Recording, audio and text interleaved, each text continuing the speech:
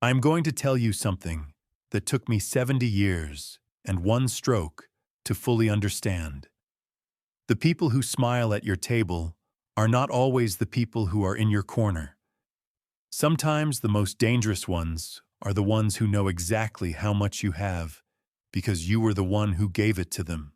The last thing I remember before everything changed was the smell of cold coffee. It was sitting on the corner of my desk, where I had left it sometime around 7 in the evening. And by the time I noticed it again, the clock on the wall said 11:43. That was the kind of man I was. I would pour a cup of coffee with every intention of drinking it. And then the work would pull me in, and the coffee would go cold, and I would not notice until half the night was already gone. I had been doing that for 35 years, and I saw no reason to change. The office was quiet, the way only a building full of empty desks can be quiet. During the day, it hummed with voices and phones and the sound of boots on the concrete down in the warehouse floor. Forklifts moved between rows of shelving that stretched up 30 feet. Drivers came and went with manifests and coffee cups and the particular exhaustion of men who spent their lives behind a wheel. But at night, the building belonged to me. Just me and the hum of the fluorescent light above my desk that had been flickering for 2 weeks and that I kept meaning to have someone fix. I was going over the Indianapolis contract, a new distribution deal with a regional grocery chain that would add 11 new routes to our network and bring in roughly $4 million annually if the first year went the way I expected it to go. The numbers had already been reviewed by Frank and by our legal team, but the final look always belonged to me. Not because I did not trust my people. Frank Norris had been my numbers man for 22 years, and I would have trusted him with anything I owned. But there was something about the final review that I could never hand off to anyone else. It was the same instinct that had kept me from making the 3 or 4 decisions over the years that would have sunk us. Some things you just have to see with your own eyes. Outside the window, Columbus was doing what Columbus does in October, cold and gray and honest about it. No pretending. The trees along the parking lot had already given up their leaves, and the orange glow of the lot lights made everything look like the inside of an old photograph. I had looked out that same window for 21 years. When we first moved into this building, I could see a farmhouse across the field to the east. Now there was a medical complex where the farmhouse used to be, and the field was a parking structure. Columbus had changed around me while I was busy working inside it. I sat back in my chair and let myself think about my father for a moment. Just a moment. He had worked at a steel plant in Youngstown for 31 years and came home every evening smelling of iron and exhaustion. He never complained about it. He never sat down at the dinner table and talked about what he wished his life had looked like. He just worked and came home and worked again. I used to tell myself I was different from him because I had built something he never had the chance to build. A company. A name. A life that did not smell like iron at the end of every day. But sitting there alone at 11:43 on a Tuesday night with cold coffee on my desk and a flickering light above my head, I was not entirely sure the difference between us was as large as I had always wanted to believe. We were both men who worked until the room went dark. We just worked in different rooms. I picked up the cold coffee and took a sip anyway. Old habit. That was when it happened. I do not know how to describe a stroke to someone who has never had one. People always want it to be dramatic. They want the clutched chest and the falling and the moment of cinematic clarity before the darkness. What I got was something quieter and more terrifying than any of that. It started as a pressure behind my left eye. Not pain exactly. Pressure. Like someone pressing a thumb against the inside of my skull with slow and deliberate force. Then my right hand stopped cooperating. The pen I was holding dropped onto the contract and left a small ink mark in the margin that I would think about more than I should have in the weeks that followed. Then the room tilted. Not like dizziness, not like the feeling you get when you stand up too fast. More like the room itself had made a quiet decision to stop being level and was simply following through on that decision without any interest in my opinion of it. I tried to stand and my legs declined. I went down between the desk and the chair, which meant I did not fall far, which the doctor later told me probably mattered. The cold coffee went with me. I remember the sound of the mug hitting the floor and the feeling of the liquid spreading cold against my palm. I remember the flickering light above me, still flickering, indifferent as ever, and I remember thinking, with the small part of my mind that was still functioning clearly, that I really should have had someone fix that light. The overnight security guard found me at 12:31. His name was Pete, and he had worked our building for 6 years, and I had never once learned his last name. A fact that bothered me considerably once I had the time to think about it. Pete called an ambulance and stayed with me on the floor until it arrived, talking to me in a low, steady voice the way you talk to someone who has been frightened and needs to hear another human voice more than they need to hear any particular words. I could not respond, but I could hear him, and I held on to the sound of his voice the way you hold on to a rope in dark water. I woke up in a hospital room with a tube in my arm and a machine beside me that beeped with a calm authority I was in no position to question. The ceiling was white and institutional. The light was the particular kind of light that exists only in hospitals, colorless and without warmth, and completely unconcerned with how it makes you feel. My head felt like it had been packed with wet sand, and my right side felt distant, like a radio signal coming from very far away. A nurse came in shortly after I opened my eyes.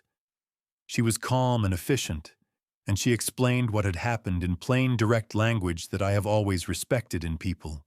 Ischemic stroke, left hemisphere, moderate severity.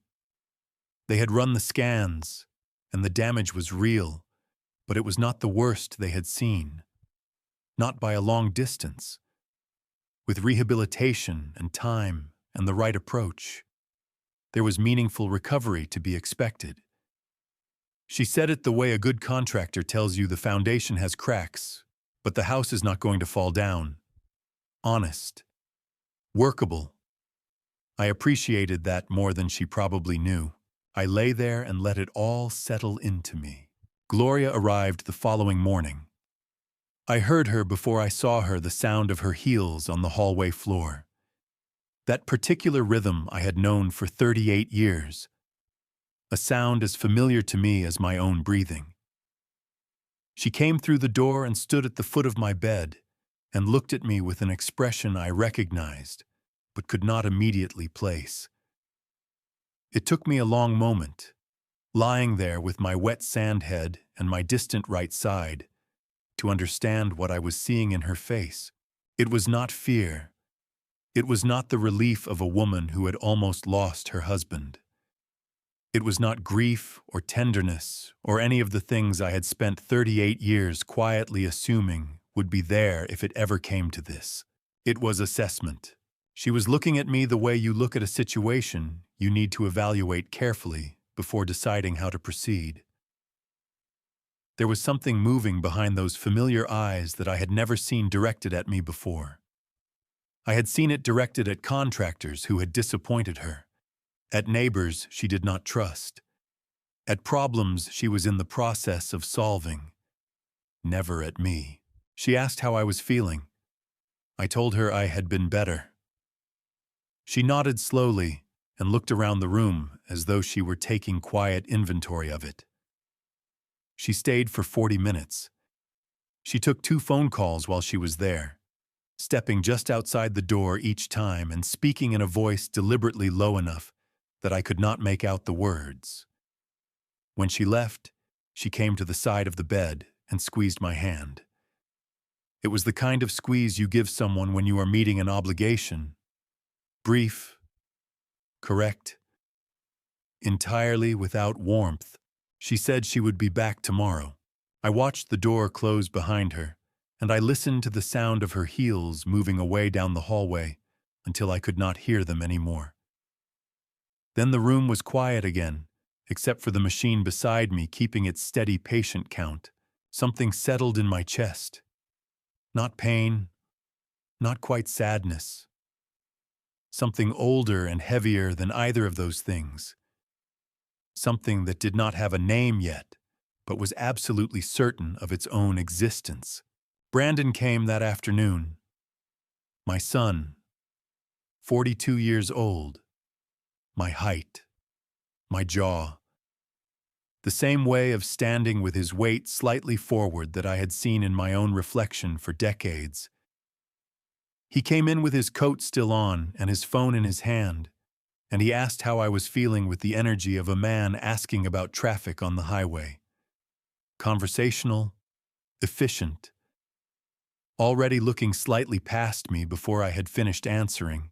Then he asked about the Indianapolis contract. I told him it was on my desk. He nodded and said he would take care of it. He said it the way a man says he will take care of something that was always going to end up in his hands one way or another. He stayed 20 minutes. He did not sit down once.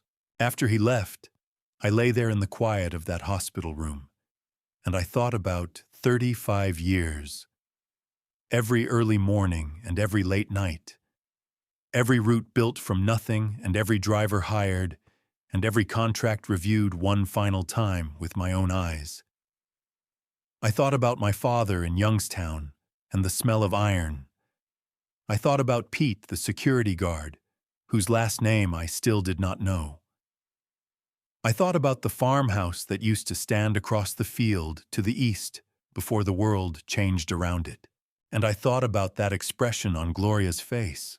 Something in me, something old and patient and very, very still began, quietly and without any drama whatsoever.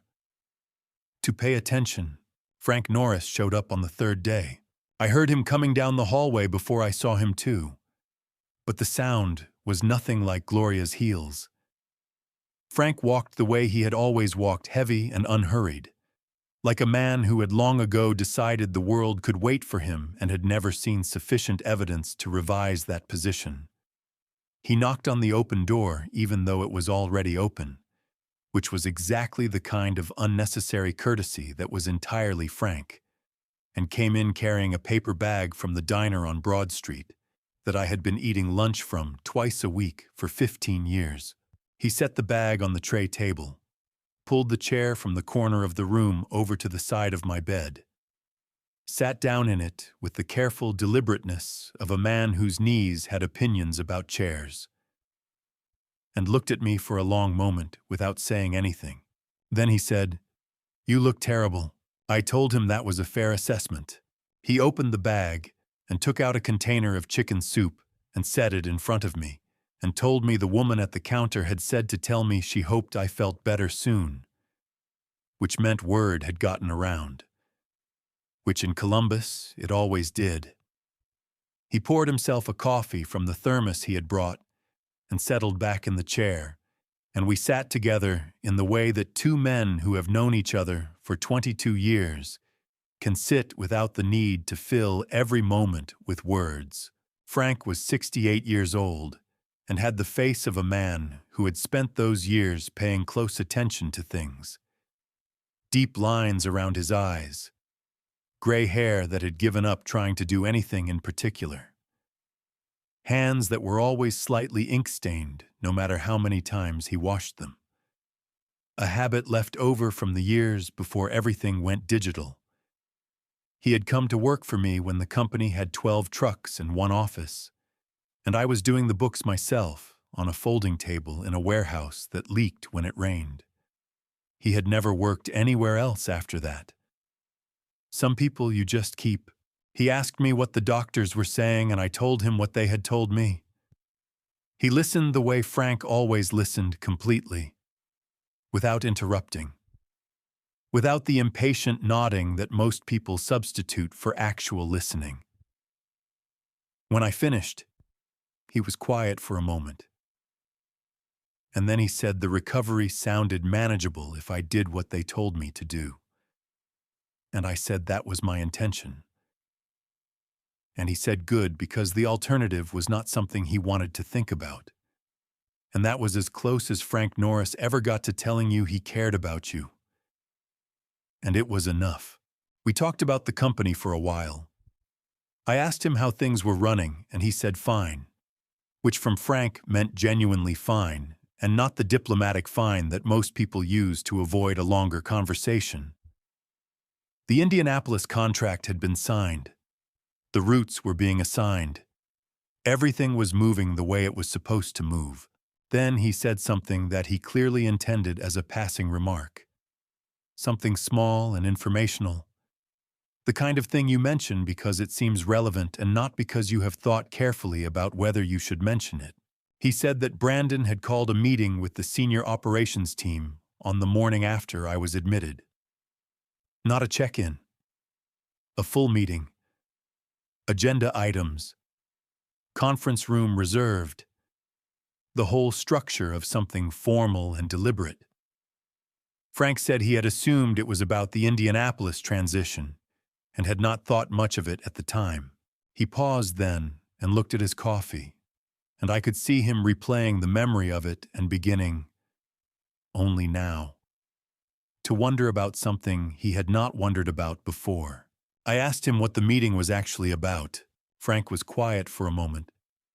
Then he said it had covered a range of operational matters, reporting structures, decision-making authority during my recovery period, which contracts required executive sign-off and which could be processed at the departmental level. He said Brandon had presented it as a practical continuity plan and that it had seemed reasonable enough in the room. I asked him how long the meeting ran. Frank said 2.5 hours. I let that sit between us for a moment, without commenting on it. A 2.5-hour meeting about continuity planning on the morning after your father's stroke. Not a phone call. Not a brief conversation in the hallway.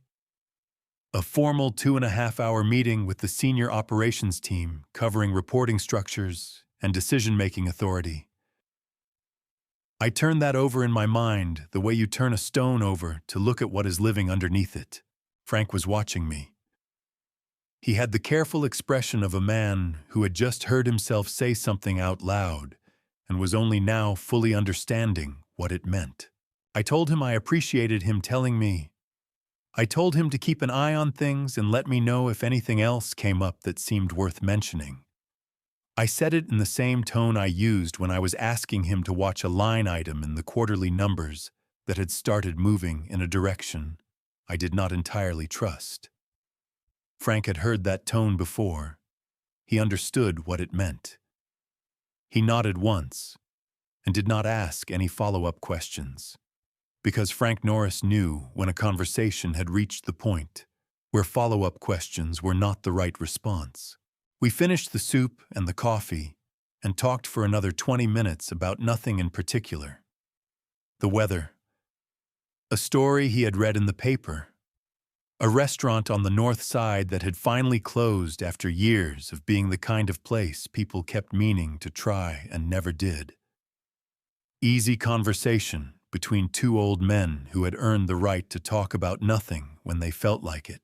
When he stood up to leave, he put his hand briefly on my shoulder. He did not say anything. He just stood there for a second with his hand on my shoulder. And then he picked up the empty bag and the thermos and walked out of the room with his heavy, unhurried step. I listened to him go. Then I lay back against the pillow, and I stared at the colorless hospital ceiling. And I thought about a 2.5-hour meeting. I thought about reporting structures and decision-making authority. I thought about the way Gloria had looked at me from the foot of the bed, that quiet, calculating assessment that I had never seen directed at me before. and that I could not stop seeing now that I had seen it once. I thought about the Indianapolis contract sitting on my desk with a small ink mark in the margin where my pen had dropped. I thought about 35 years. There is a particular kind of clarity that comes to a man when the noise of ordinary life goes away, and he is left alone in a quiet room with nothing but his own thoughts and the slow, steady beeping of a machine that is counting his heartbeats. It is not a comfortable clarity. It does not arrive gently. It arrives the way cold water arrives, sudden and complete and impossible to ignore once it has reached you. Lying in that hospital room on the third day, I felt that clarity arriving. I did not know yet exactly what I was dealing with. I had a feeling and a 2.5-hour meeting and an expression on my wife's face that I could not explain away no matter how many times I tried. That was all I had. But I had spent 35 years making decisions based on incomplete information. And I had learned that the first thing you do when something does not add up is not to react. The first thing you do is watch. You gather. You wait until the picture is clear enough to act on with certainty. I had built an empire on that principle. I reached over to the tray table and picked up the small notepad the hospital provided for patients' cheap paper. Short blue pen, and I wrote down 3 things: the meeting, the agenda, the duration, 2.5 hours. Then I put the notepad in the drawer of the bedside table and I closed my eyes. I was not afraid. I want to be clear about that. Whatever was happening, whatever had been set in motion by the people I had spent my life building things for, I was not afraid of it. I was 70 years old. I had started with nothing and built something that 400 people depended on. I had survived a stroke on the floor of my own office. I had woken up in a hospital room and looked at the ceiling and decided I was not done yet. Whatever was coming, I was not done yet. By the end of the first week, I knew I was recovering faster than anyone in that hospital realized. The physical therapist who came each morning was a young woman named Sandra, who had the efficient cheerfulness of someone who genuinely loved her work and was good at it. She put me through my exercises with careful attention and measured my progress against the baseline they had established in the first 2 days. And I could see in her notes and her expressions that she was pleased with where I was landing. But I was landing further along than her notes reflected, because I had made a decision, somewhere in the quiet hours of the 4th night, to show her 70% of what I was actually capable of, not because I wanted to stay in the hospital longer than necessary. I did not. The bed was uncomfortable, and the food was an argument against recovery rather than a support for it, and the colorless light was beginning to feel like something designed to wear a person down slowly. I wanted to go home, but I needed time. And time, in my current situation, was something I could only purchase by appearing to be less capable than I was. I had not yet told Frank what I was doing. I had not told anyone. But I lay in that bed each night, and I thought carefully about what I knew and what I did not know, and what the gap between those 2 things might contain. And the more I thought about it, the more certain I became that I needed to be underestimated for a while longer. Gloria came every day. She stayed between 30 and 45 minutes each visit, which I noticed was consistent enough to suggest obligation rather than desire. She brought things: a better pillow from home, a cardigan I liked, a book I had mentioned wanting to read several months ago, and that she had apparently ordered the week before my stroke, which meant it had been sitting somewhere in the house waiting for the right moment to arrive. Small gestures. Correct gestures. The gestures of a woman performing the role of concerned wife with sufficient competence that no one watching would have had cause to question it. But I was watching more carefully than most people watch. She never held my hand, except at the door when she was leaving. She never sat close. She positioned her chair at a slight angle. I noticed, so that she was not quite facing me directly, a small thing. The kind of thing you would never notice unless you were paying the particular quality of attention that I was paying. She asked about my symptoms and my therapy progress with the manner of someone gathering information they needed, not someone who was afraid of what the information might be. On the 5th day, she mentioned, in a tone she clearly intended to sound casual, that she had spoken to someone about our finances, a friend who knew about these things. She said, just to understand the situation better. She said, in case decisions needed to be made while I was not in a position to make them. I told her that was thoughtful of her. She looked at me for just a moment longer than the comment warranted. Then she smiled the way people smile when they are not sure if they have revealed more than they intended to. And she changed the subject to the weather and the hospital food and whether I was sleeping well. I told her I was sleeping just fine. Brandon came every other day. His visits had a different quality to them than Gloria's, less performed, more distracted, as though his mind was running 2 conversations simultaneously, and I was only one of them. He talked about the company with the confidence of a man who had stopped thinking of it as something he was temporarily managing and had begun thinking of it as something that belonged to him. Small shifts in language. The way he said our operations instead of your operations. The way he referred to decisions he had made rather than decisions he had approved on my behalf. The way he described the senior team, his team, in his telling with the casual, proprietary ease of ownership. I listened to all of it. I asked questions that seemed like the natural questions of a man who was concerned about his business from a hospital bed. How are the drivers handling the new Indianapolis routes? Have the fuel costs stabilized? Did the equipment lease renewal go through normal questions? The questions of a man who was present but reduced, engaged but limited. I asked them carefully, and I listened to the answers, and underneath the answers I listened for everything else. The hesitations, the redirections. The moments when Brandon chose one word over another word for reasons he probably did not think I could detect. He was moving fast.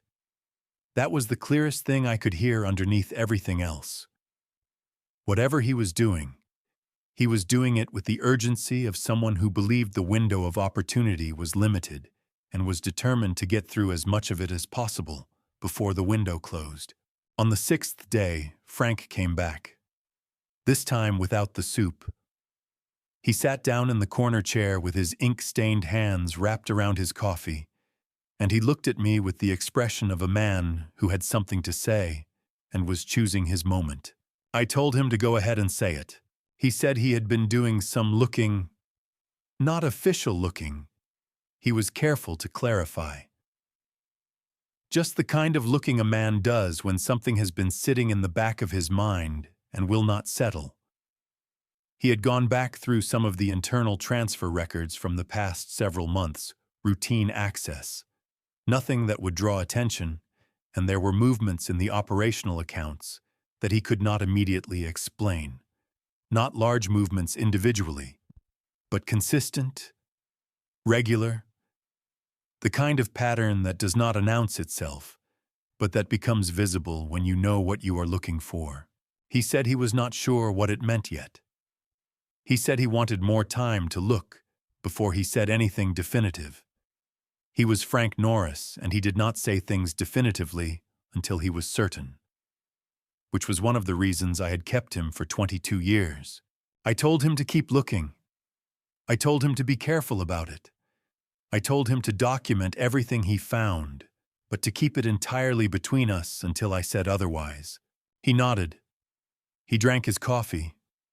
He looked out the window at the gray Columbus sky for a moment, and then he looked back at me. He asked me how I was really doing. I told him I was better than I looked. He said he suspected as much. After Frank left, I lay in the quiet for a long time. The machine beside me kept its count. The colorless light held its indifferent position. Outside the window, the sky had the flat white quality of a day that had not decided yet what it wanted to be. I thought about patterns. I had spent 35 years reading patterns in numbers, in markets, in the behavior of competitors and partners, and the slow movements of an industry that most people found too unglamorous to pay serious attention to.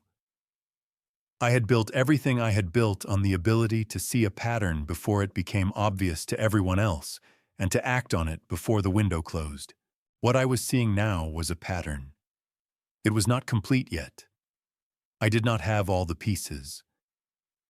But I had enough to know the shape of what I was looking at. And the shape of it was something I had never expected to see directed at me by the people who ate at my table and slept under the roof I had paid for, and lived the lives that my work had made possible. I reached into the bedside drawer and took out the small hospital notepad. I looked at what I had written on the third day. The meeting. The agenda. The 2.5 hours. Then I wrote below it what Frank had told me. The account movements. The pattern. The consistency of it over months. Then I wrote one more thing. How long? Not how long had this been happening. I would find that out. Frank would find that out. What I wrote was a question I was asking myself. Sitting there in that hospital bed with the machine counting my heartbeats and the gray Columbus sky doing nothing in particular outside the window. How long had I been the only one in the room who did not know? I put the notepad back in the drawer, and I closed my eyes, and I breathed slowly and carefully the way Sandra had taught me. And I let the question sit in the dark behind my eyes without trying to answer it yet. Because I had learned long ago that the answers you reach for too quickly are rarely the ones that serve you. The ones that serve you are the ones you wait for. They discharged me on a Thursday morning, 17 days after Pete the security guard found me on the floor of my office. The doctor who signed my release papers was a careful man in his early 50s who had the manner of someone who chose his words, the way a carpenter chooses his wood, with attention to grain and weight, and what the material would actually need to do. He told me I had made good progress. He told me the rehabilitation program he was referring me to was the best in Columbus, and that if I committed to it seriously, I could expect continued improvement over the following months. He told me to manage my stress, which struck me as the most optimistic piece of medical advice I had ever received. Given the current circumstances of my life, I thanked him and I meant it. Gloria drove me home. The ride was 32 minutes, and we spoke perhaps 4 sentences between us, which she filled with practical information about the medications on the kitchen counter and the schedule the home health aide would be keeping, and the fact that she had moved some things around in the bedroom to make it easier to navigate. I listened and said thank you and looked out the window at Columbus going past. The house looked the same from the outside. It always did. That is the thing about a house, it holds its face regardless of what is happening inside it. We had lived in this house for 23 years. I had paid it off in 14. It sat on 2 acres in a neighborhood that had aged well, surrounded by oak trees that had been old when we moved in and were older now. I had always liked those trees. There was something honest about a thing that just kept growing, regardless of what the people around it were doing. Inside, the house felt different. I noticed it immediately, but I did not say anything. There was a quality to the silence in it that had changed. Not the silence of an empty house waiting for its people to come home. Something else. The silence of a house that has been thinking about things in your absence and has arrived at conclusions you were not part of. I went to my study first, under the pretext of needing to sit down somewhere comfortable. The desk was as I had left it, more or less. But the file drawer on the left side was not quite closed all the way.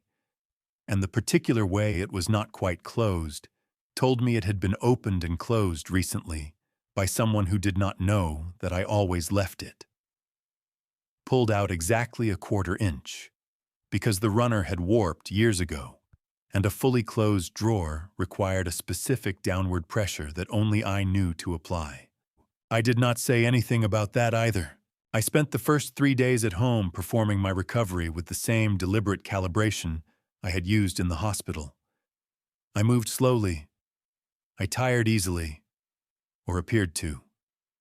I took my medications at the correct times and attended my rehabilitation appointments, and came home and rested with the visible exhaustion of a man who was working hard against real limitations. I was polite and quiet and undemanding. I asked for help with things I could manage myself. I deferred to Gloria on household decisions I would normally have made without consulting anyone. It was, I will admit, one of the more demanding performances of my life. Not because the acting was difficult, but because of what it required me to see while I was doing it. On the 4th day home, I found the notebook. It was where I always kept it, in the bottom right drawer of my study desk, underneath a copy of the property survey for the land we owned outside of Marysville. A small black notebook, the same kind I had been buying from the same office supply store for 30 years. I had filled perhaps 40 of them over the course of building the company. This one still had pages left. I sat down at my desk, and I opened it to the last entry, which I had written 6 weeks before the stroke. A note about the Indianapolis contract. Numbers, projections, the kind of shorthand that meant everything to me and nothing to anyone else because it was a language I had developed alone over decades. I sat with it for a long time. Then I turned to a fresh page, and I picked up a pen, and I wrote the date at the top.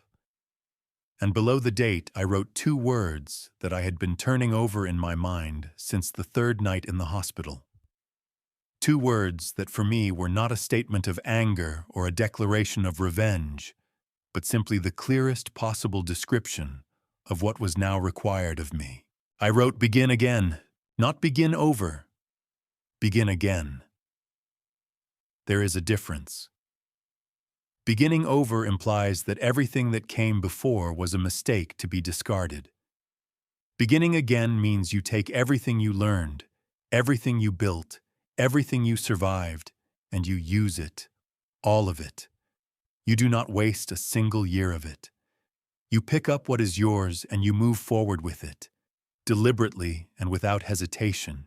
I closed the notebook and put it in the inside pocket of my cardigan, close to my chest, where I would keep it for the weeks that followed. That evening, Gloria mentioned that Brandon had suggested a family dinner for the following weekend. All of us together, she said it warmly, with the performance of warmth. And I said that sounded like a nice idea, and I meant none of it, and she knew I meant none of it. And we both sat with that knowledge at the same kitchen table where we had eaten together for 23 years. Later that night, I called Frank from my cell phone, not the house phone, standing in the back corner of the garage with the door closed. I told him I was home. I told him I was ready. I told him I needed him to pull everything he had found and organize it by date and category and have it ready for me by the end of the week. Frank asked me if I was sure about this. I told him I had never been more sure of anything in my life. He said he would have it ready by Friday. I stood in the garage for a while after we hung up.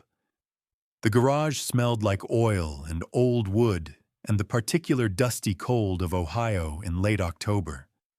My first truck, the one I had rented to start the company, not owned. Rented had been a vehicle not entirely unlike the one parked in front of me now. I had driven it myself for the first 2 years, loaded it myself, logged every mile and every delivery and every cost in a notebook exactly like the one now sitting in the pocket of my cardigan. I had started with nothing once before. I knew how it was done.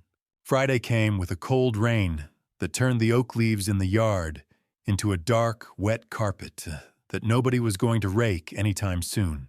Frank arrived at 9 in the morning, while Gloria was at her weekly appointment with the woman she called her wellness consultant, which was a title I had never examined too closely and now wished I had. Brandon was at the office, which was where he spent most of his time these days, managing what he had apparently already begun to think of as his kingdom. The house was quiet. Frank came in through the back door the way he had been coming in through the back door for 15 years, hung his coat on the hook in the mudroom, and carried his briefcase to the kitchen table. He opened it and laid out what he had brought with the careful organization of a man who understood that the difference between information and evidence was almost entirely a matter of how well it was arranged. He had brought 43 pages. We sat at that kitchen table for 3 hours. Frank walked me through everything he had found, line by line, date by date, with the patient thoroughness that had made him invaluable to me for 22 years. He did not editorialize. He did not express outrage or sympathy or any of the emotions that the material might reasonably have provoked in a man who had watched Edward Calloway build a company from nothing and who was now looking at evidence of how that company was being quietly hollowed out from the inside. He just showed me the facts. The account movements had begun 3 years and 2 months ago. Not large amounts at first.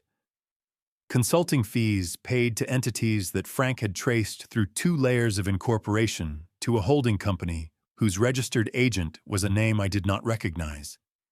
Service contracts for operational support that our own people could not account for. Equipment purchases logged to subsidiary accounts that did not appear in the consolidated reporting I reviewed each quarter, because they had been coded in a way that placed them beneath the threshold that would have triggered automatic review. Someone had known exactly where the threshold was. Brandon had known exactly where the threshold was, because I had explained our internal controls to him myself, in this very house, at this very kitchen table, 4 years ago, when I was beginning to think seriously about what a transition of leadership might eventually look like. I sat with that for a moment, Frank continued. The amounts had grown over time, as these things always grow when they are not detected steadily, with the careful patience of something that knows it has time on its side. In the most recent 12 months, the total moved through these channels was just over $800,000. Over the full 3-year period, Frank's conservative estimate was $2.3 million. He said conservative because he suspected there were channels he had not yet found. I asked him how confident he was in what he had documented. He said completely. He said he could defend every line of it to any accountant or attorney in the country. I told him to make 2 copies of everything and to store 1 set somewhere that was not his office or his home. He nodded without asking why. He understood why. Then I told him about Gloria. I told him what she had said in the hospital about speaking to a friend who knew about finances. I told him about the attorney she had been seeing, the detail I had not yet shared with him, which I had confirmed through a source of my own that I will get to in a moment. Frank listened with his hands flat on the table and his face very still. He asked me how long I thought this had been in the works. I told him I thought the financial piece had been Brandon's project, running for at least 3 years. The legal piece, the divorce planning, I thought was more recent. A year. Perhaps a little more. I thought they had been operating independently of each other, at least initially, and had at some point recognized what the other was doing and understood that their individual plans pointed in the same direction. 2 people rowing toward the same shore without having agreed to get in the same boat. Frank thought about that for a moment. Then he said something that I had been thinking but had not yet said out loud. He said that the stroke must have felt, to both of them, like an extraordinary piece of luck. I said yes. I believed it had. The source I mentioned regarding Gloria's attorney was a woman named Cheryl Watkins, who had worked as a paralegal at a firm on the east side of Columbus for 12 years, and who also happened to be the sister of one of my longest-serving drivers. A man named Dennis who had been with me for 19 years and who had come to visit me in the hospital and had held my hand with both of his large calloused hands and cried in a way that he did not try to hide or apologize for. Dennis had mentioned, when I called him from the garage on a different evening than the evening I called Frank, that his sister worked in family law. I had asked him, carefully and without explaining why, if she might be willing to have a confidential conversation with me. She had been willing. What she told me, speaking generally and professionally, and without disclosing anything that crossed an ethical line, was enough to confirm what I already suspected. Gloria had been in consultation with a firm that specialized in high-asset divorce proceedings. The consultation had been ongoing for approximately 14 months. 14 months? I was sitting at my kitchen table with Frank's 43 pages in front of me, and that number sitting somewhere behind my sternum like a stone. And I thought about the 14 months.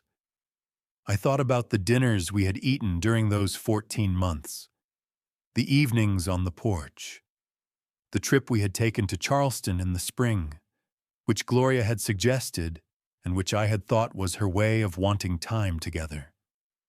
I thought about all of the ordinary moments of an ordinary life that had been unfolding in one layer, while an entirely different and entirely deliberate set of events had been unfolding in another layer directly beneath it. I thought about how long I had been the only one in the room who did not know, and then I set that thought aside. The way you set aside anything that will cost you more than it is worth to carry. And I looked at Frank across the kitchen table and I told him what I needed him to do next. I needed him to find me the best asset protection attorney in Ohio.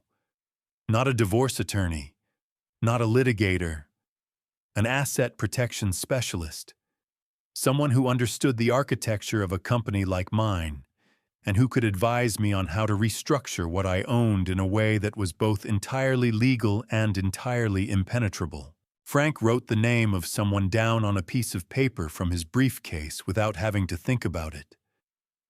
He slid it across the table to me. I looked at the name and I recognized it.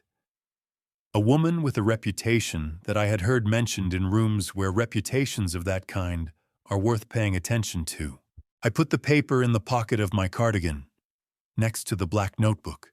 Frank closed his briefcase. He stood up and put on his coat, and he stood in the kitchen for a moment, looking at me with the expression of a man who wants to say something and is deciding whether to say it. Then he said it. He said that whatever I was planning, I should know that he was with me. He said it had the tone of something he had decided well before this morning, and was only now finding the right moment to put into words. He said he was 68 years old, and he had spent the best years of his working life building something alongside me, and he was not going to sit quietly while someone took it apart. I told him I knew that. I told him it meant more to me than I was going to be able to say properly, and that he should know I was aware of that inadequacy, and that it did not reflect the size of what I felt. Frank made a sound that was not quite a laugh, and not quite something else, and said that was about the most Edward Calloway way anyone had ever expressed gratitude. And I told him I would take that as a compliment. And he said he intended it as one. He left through the back door. I heard his heavy, unhurried footsteps cross the mudroom, and then the back door opened and closed, and he was gone into the cold rain. I sat at the kitchen table alone, with 43 pages of evidence, and a name on a piece of paper, and a black notebook in my pocket, and the sound of rain on the oak leaves outside the window. I was 70 years old. I had survived a stroke. I had come home to a house that had been thinking about things in my absence. I had sat at this table and listened to the full shape of what had been built against me, carefully and patiently, by the people I had worked 35 years to protect. And I felt, sitting there in the quiet of that rainy Friday morning, something that surprised me. I did not feel broken. I did not feel afraid. I did not feel the hot, consuming anger that a man in my position might reasonably have felt, and which would have been the most natural and the most useless thing in the world to feel. What I felt was clarity. The same cold, clean clarity that had arrived in the hospital on the third night. The clarity of a man who finally understands the problem completely and who has spent a lifetime knowing what to do when he understands a problem completely. I opened the black notebook. I turned to the page where I had written "Begin again." And below those two words, I began to write. The attorney Frank recommended was named Catherine Marsh. She had an office on the 14th floor of a building downtown that had the quiet, deliberate elegance of a place that did not need to announce itself. No flashy reception area, no wall of framed press coverage, just good furniture, real wood, and the particular stillness of a space where serious things were discussed and resolved. I had been in enough boardrooms and conference rooms over 35 years to know the difference between an office that was designed to impress and an office that was designed to work. Catherine Marsh's office was designed to work. She was in her mid-50s, trim and unhurried, with the kind of steady eye contact that told you she was listening to what you were actually saying, rather than preparing her response while you were still talking. She had spent 23 years in asset protection law, and her reputation, as I had heard it described in the rooms where such things are discussed, was built not on aggression, but on precision. She did not fight loudly. She built structures that did not need to be fought over because they were, within the full meaning of the law, unassailable. I told her everything, not all at once and not without care, but completely. I had spent 3 days before our meeting organizing what I knew into a sequence that was clear and chronological and supported at every point by what Frank had documented. I laid it out for her the way I would have laid out a business case: facts first, implications second, desired outcome third. She listened without interrupting. She made notes in a small leather-bound book with a pen that moved quickly and efficiently across the page. When I finished, she was quiet for a moment, reviewing what she had written. And then she looked up at me and asked 3 questions that told me she had understood not just what I had said, but the architecture underneath it. The first question was about the corporate structure of the company. I walked her through it: the parent entity, the subsidiaries, the holding arrangements I had established over the years for tax purposes.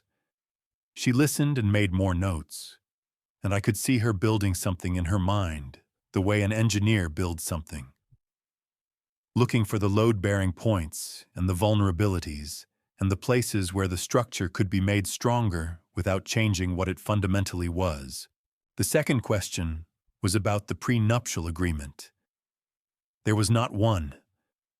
Gloria and I had married 38 years ago, when I had nothing worth protecting, and the idea of a prenuptial agreement would have seemed both insulting and unnecessary. Catherine absorbed this information without visible reaction, which told me she had expected it. The third question was about timing. How much time did I believe I had before Brandon's activities would reach a point of no return? And how much time before Gloria's legal team made their first formal move? I told her I thought I had 60 to 90 days before Brandon's restructuring of the operational accounts reached a threshold that would be difficult to reverse. I told her I thought Gloria's team was probably waiting for a moment of maximum advantage, likely tied to a medical or legal development that would make me appear less capable of managing my own affairs. Catherine nodded slowly. Then she told me what she was going to do. She was going to begin immediately with a full legal audit of the company's corporate structure, identifying every asset, every account, every ownership arrangement, and every contractual obligation. From that audit, she would build a restructuring plan that would legally and permanently separate my personal holdings from any claims that could be made through divorce proceedings or through the corporate disputes that would arise when Brandon's activities were formally challenged. She would do this quietly and entirely within the bounds of the law, because that was the only way it would hold. She said it would not be fast.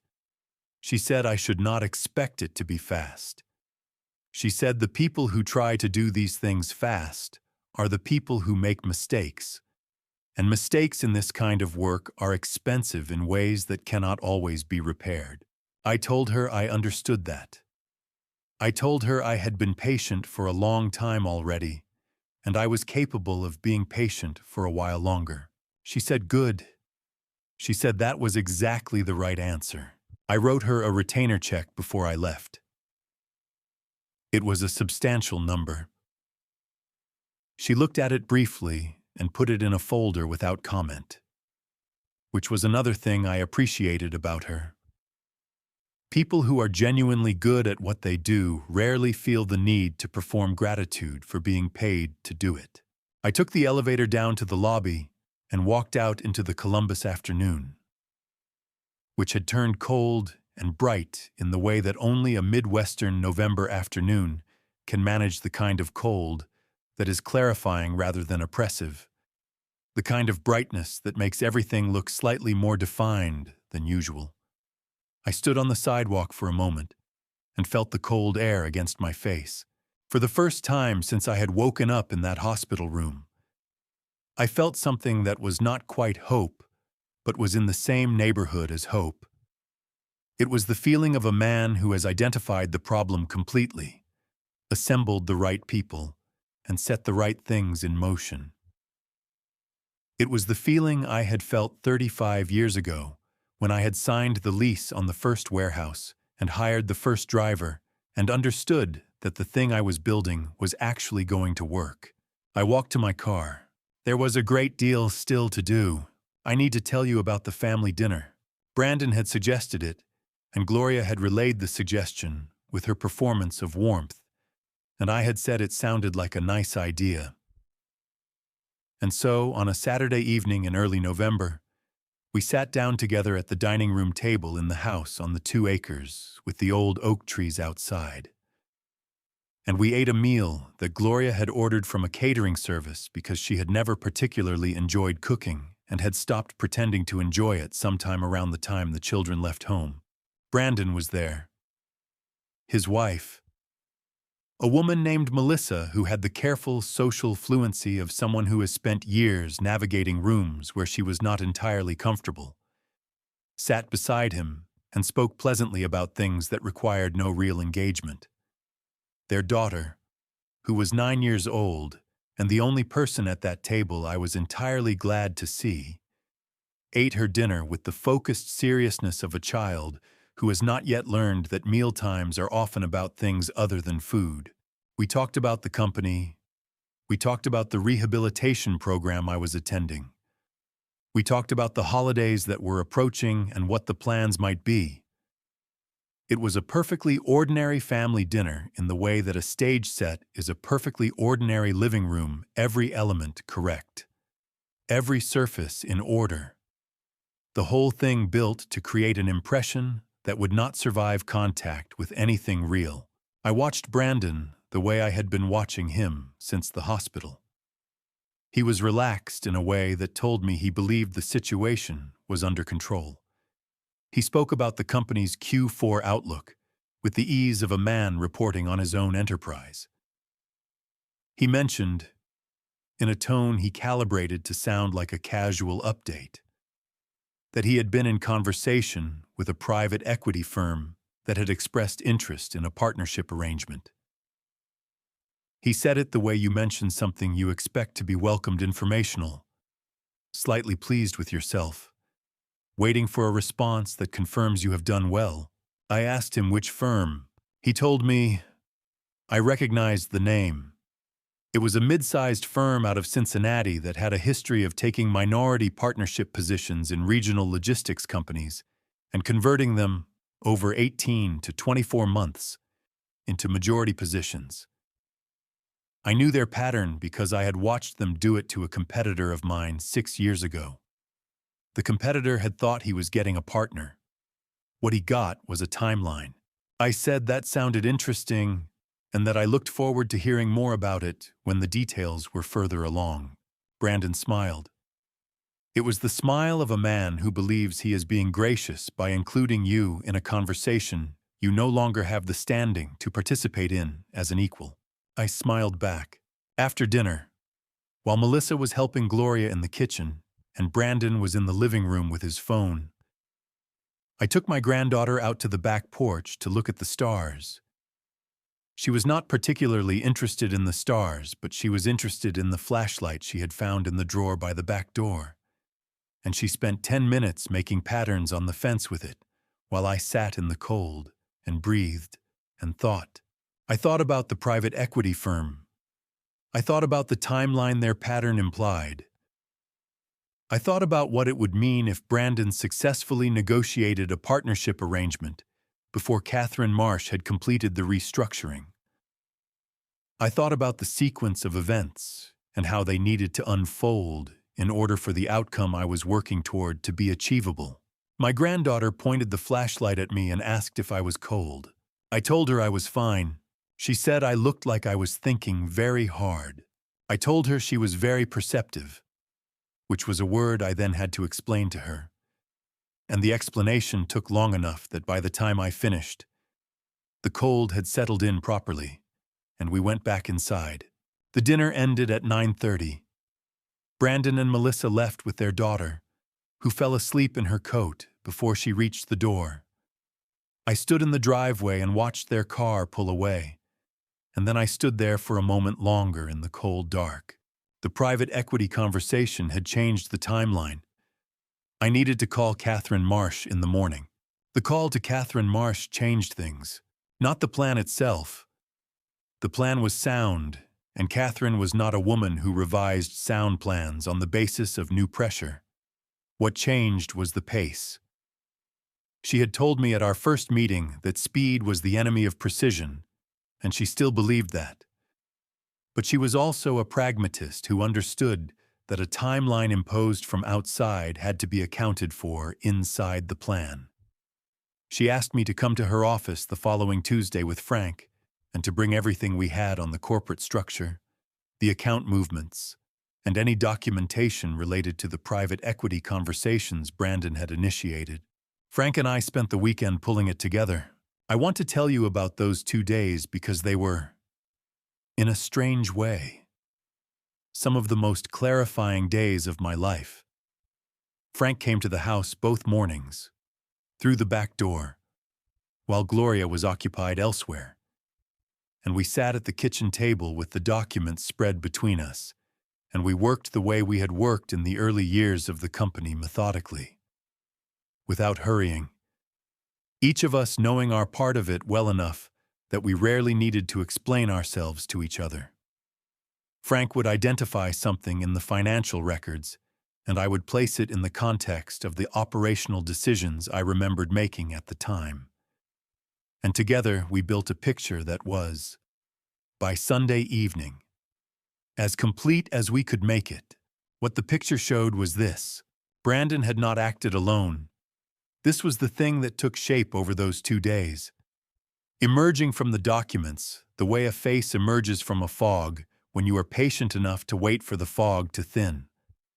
There was a second name connected to the holding company, that Frank had traced a name that appeared in the incorporation documents as a co-registered agent, buried in the kind of legal language that is designed to be present without being noticed.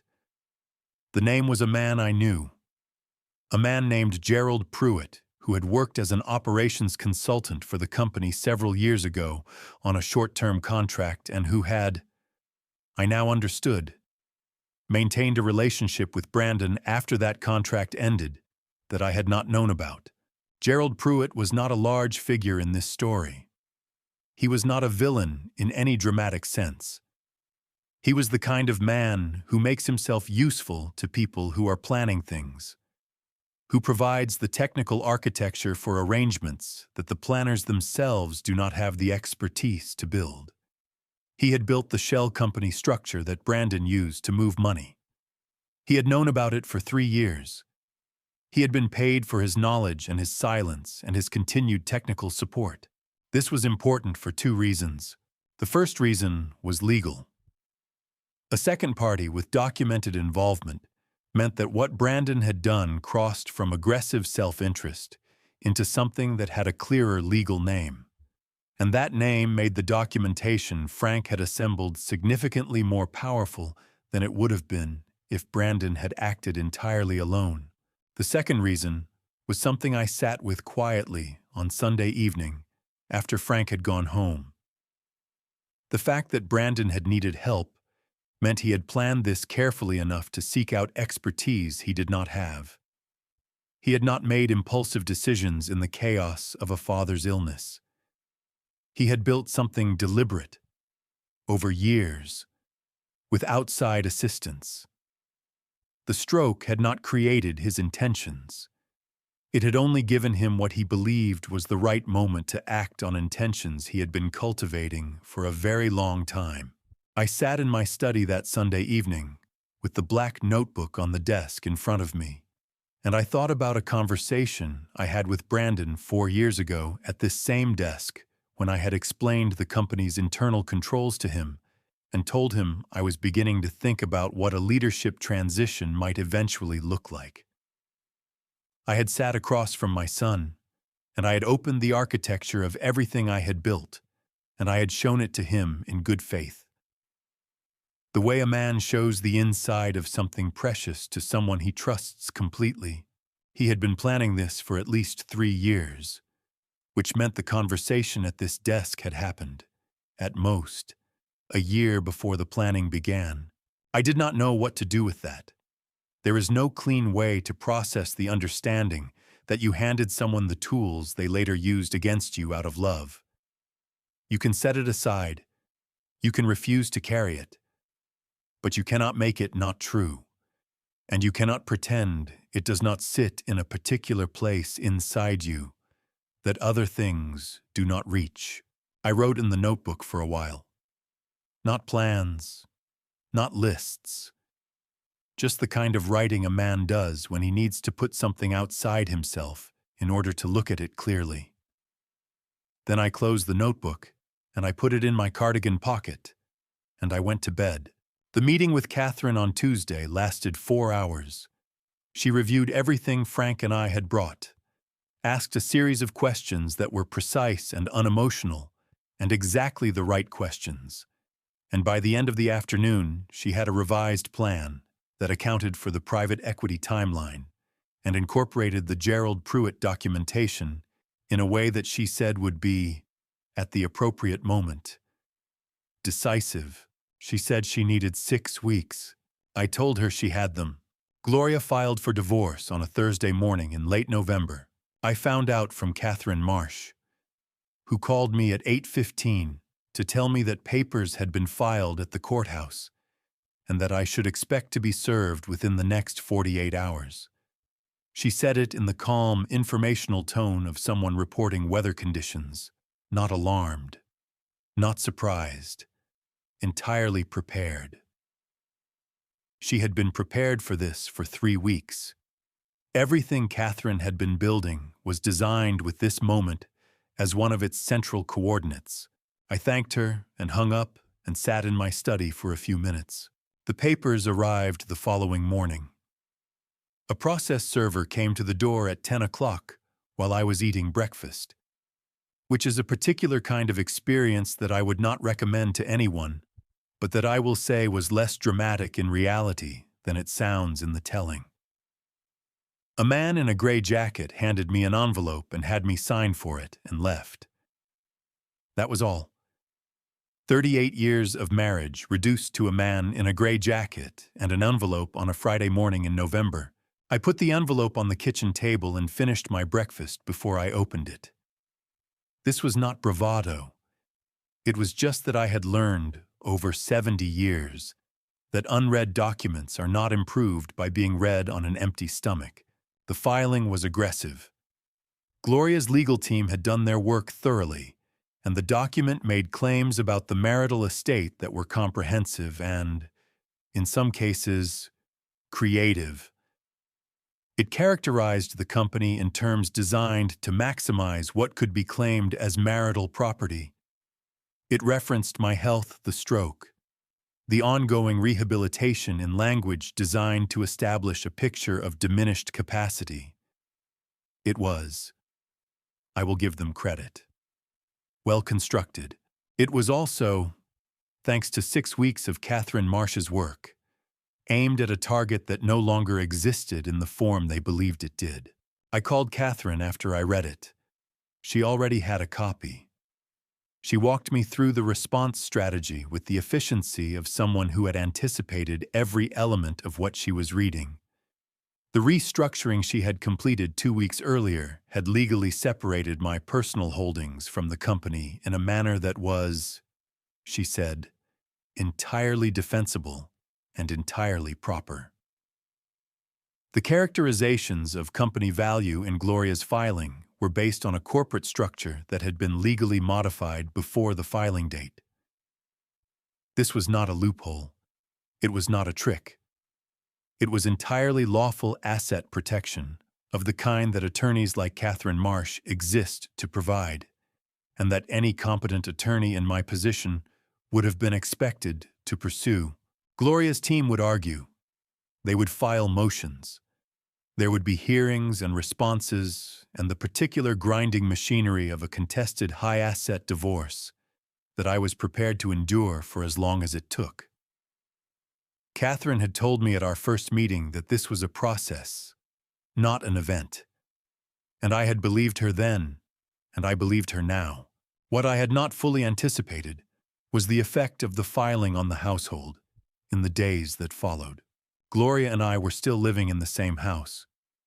This was a situation that neither of us had yet moved to resolve, for different reasons. Her reason, I suspected, was strategic. Maintaining physical presence in the marital home had implications in divorce proceedings that her legal team had probably advised her to consider.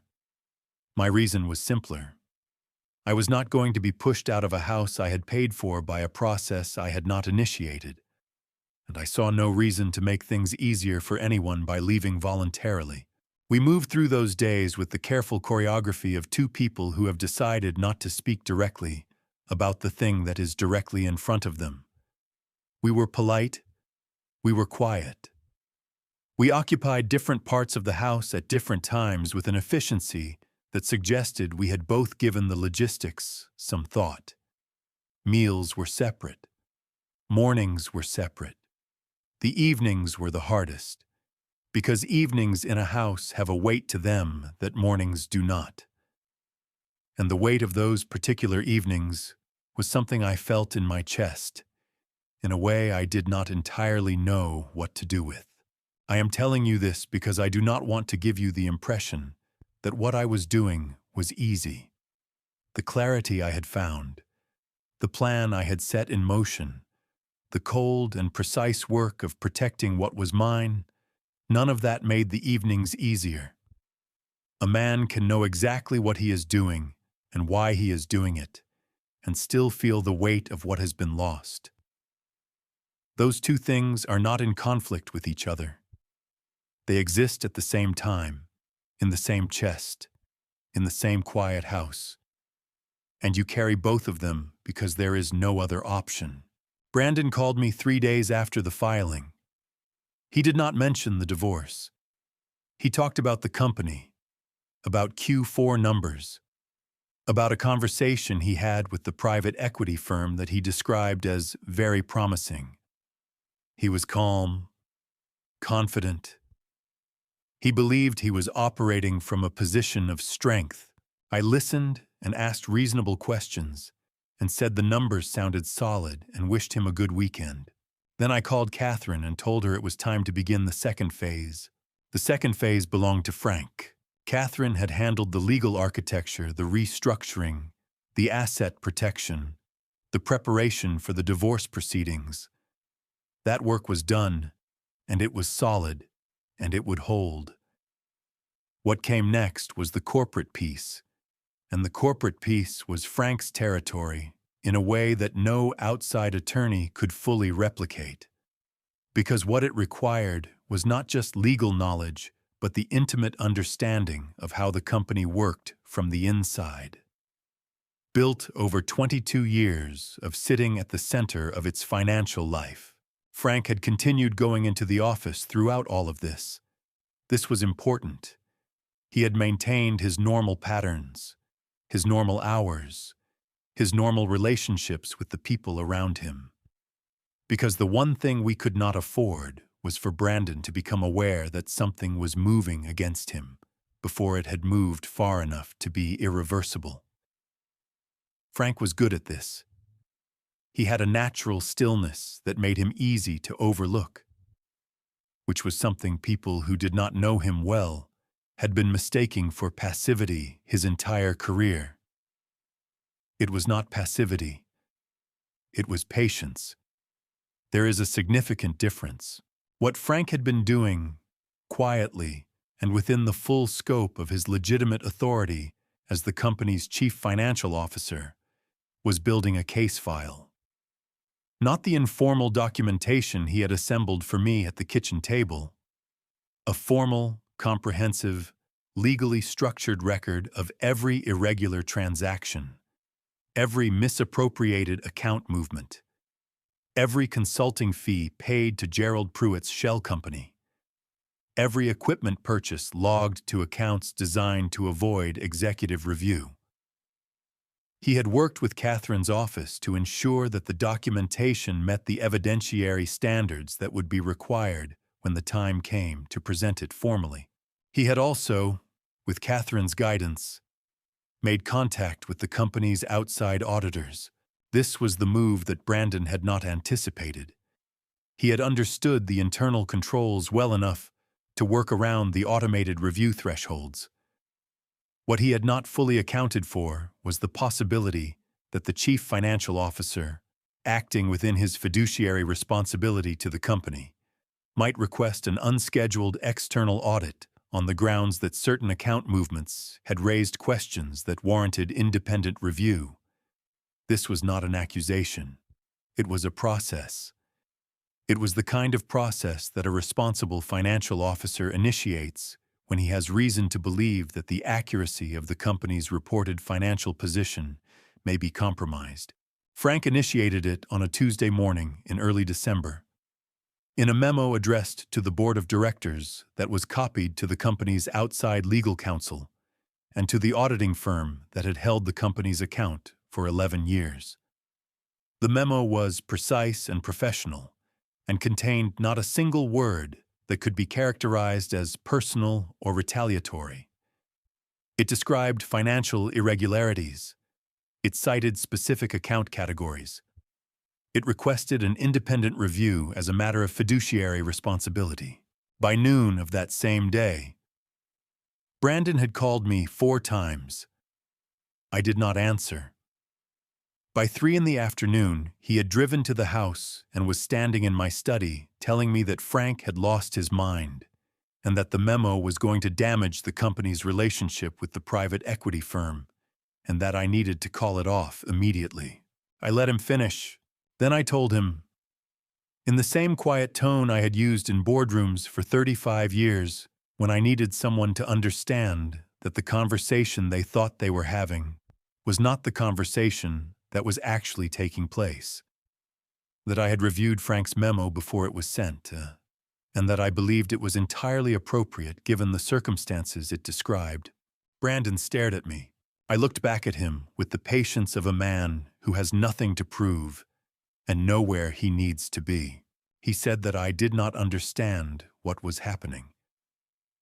He said it with the particular condescension of someone who has convinced himself that the person across from him is diminished, reduced, operating at less than full capacity. He had been telling himself that story since I was in the hospital, and it had served him well enough that he had forgotten to question it. I told him I understood the situation very well. He left without another word. I heard his car on the driveway, and then the sound of it pulling away fast. The way young men drive when they are angry and do not know what to do with the anger. I sat in my study for a while after that. The black notebook was on the desk in front of me. Outside the window, the oak trees stood bare against a gray December sky, patient and indifferent in the way that old trees are patient and indifferent to the things that happen around them. I thought about my father in Youngstown. I thought about what he would have made of all of this, the company, the betrayal, the careful dismantling of what had been built against me. He had been a simple man in the best sense of the word. He worked and came home and did not complicate things that did not need to be complicated. I did not know if he would have approved of what I was doing. I suspected he would have understood it. I opened the notebook and wrote the date, and below the date I wrote one word: auditors. Then I closed it and went to make coffee, because some things deserve to be marked and then set aside. And coffee is as good a way as any to mark the turning of a page. The audit took 4 weeks. I want to be honest with you about those 4 weeks, because they were not what I expected them to be, and I think the truth of them is worth telling. I had expected them to feel like forward motion. I had expected the satisfaction of watching something I had set in motion doing what it was designed to do. What I actually felt, for most of those 4 weeks, was a particular quality of waiting that was harder than anything that had come before it. The house was very quiet. Gloria had retained her own schedule and her own counsel, and the divorce proceedings were moving through their early stages with the slow, grinding patience that legal processes require.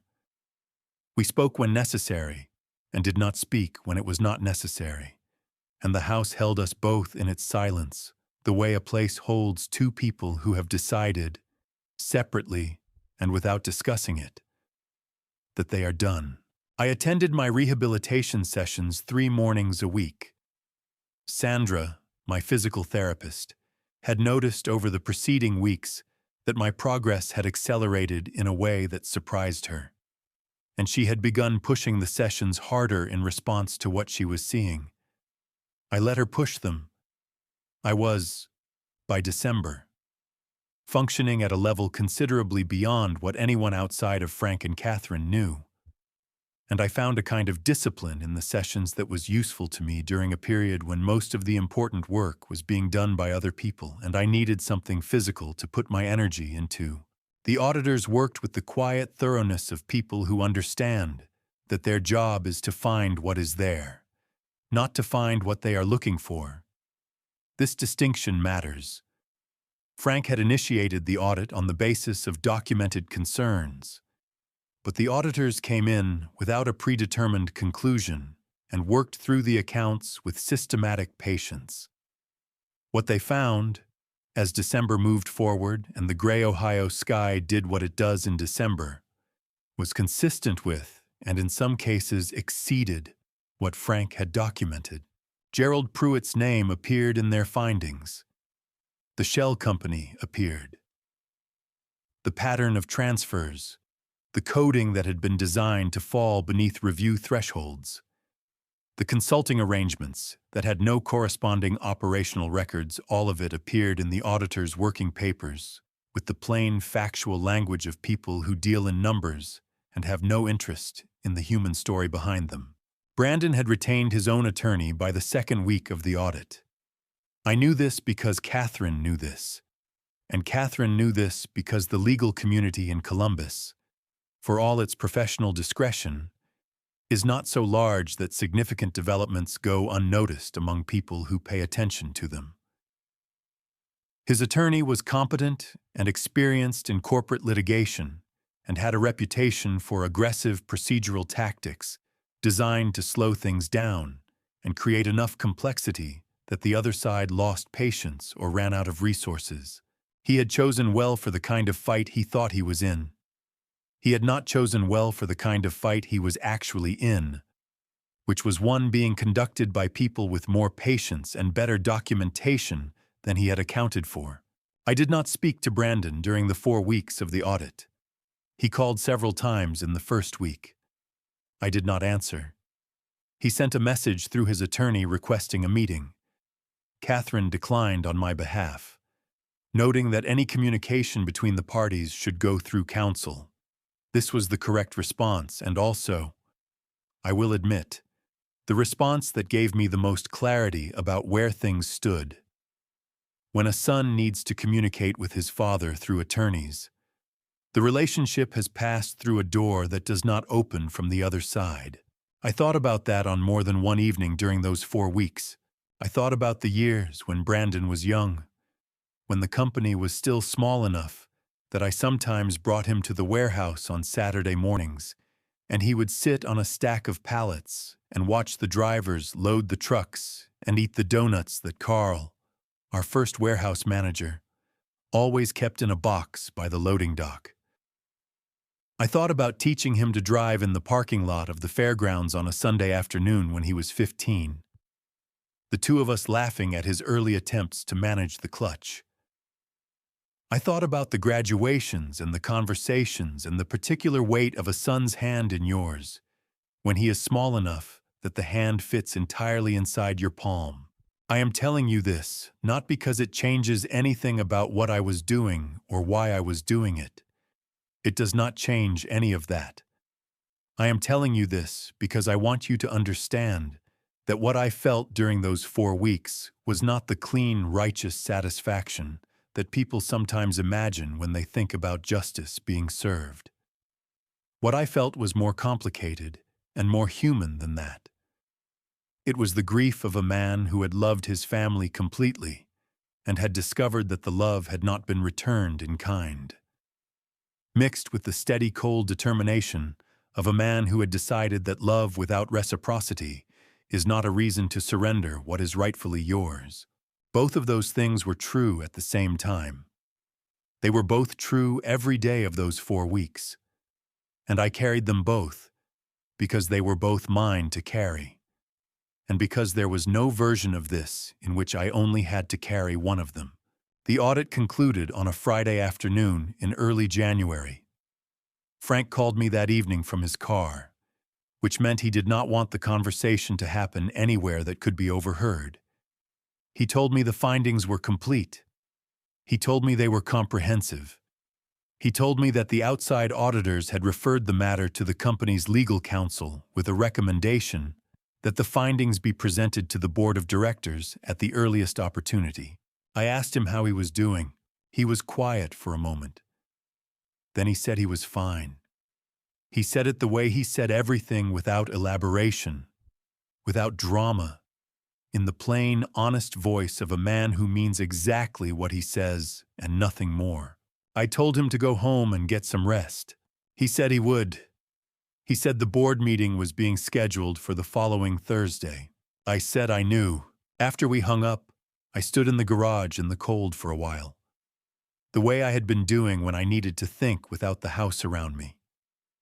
The garage smelled like oil and cold concrete, and the particular silence of a space that holds the ghosts of practical things. I thought about Thursday. I thought about what Thursday meant and what would come after Thursday, and the shape of the life that was beginning to become visible on the other side of all of this. It was cold in the garage, but I stood there for a long time anyway. The board meeting was on a Thursday morning at 9 o'clock. I was not there in person. Catherine had advised against it, and I agreed with her reasoning. My presence in that room would have changed the nature of what was happening in ways that were not useful. It would have made it personal in a way that invited responses that were emotional rather than procedural. And emotional responses in a board meeting are the kind of thing that skilled attorneys can use to create confusion where there should be clarity. What we needed in that room was clarity. My absence provided it. Frank was there. Catherine's corporate litigation partner, a man named Robert Shea who had the particular quality of stillness that I had come to associate with people who are very good at doing things in rooms where the stakes are high, was there. The 7 members of the board of directors were there. Brandon was there, with his attorney seated beside him. I know what happened in that room because Frank told me, and because Robert Shea provided a detailed account afterward, and because the minutes of the meeting were a document I read several times in the days that followed. Robert Shea presented the audit findings. He did it the way Catherine's office did everything methodically, without embellishment, letting the facts carry the weight that facts carry when they are arranged with precision and presented without drama.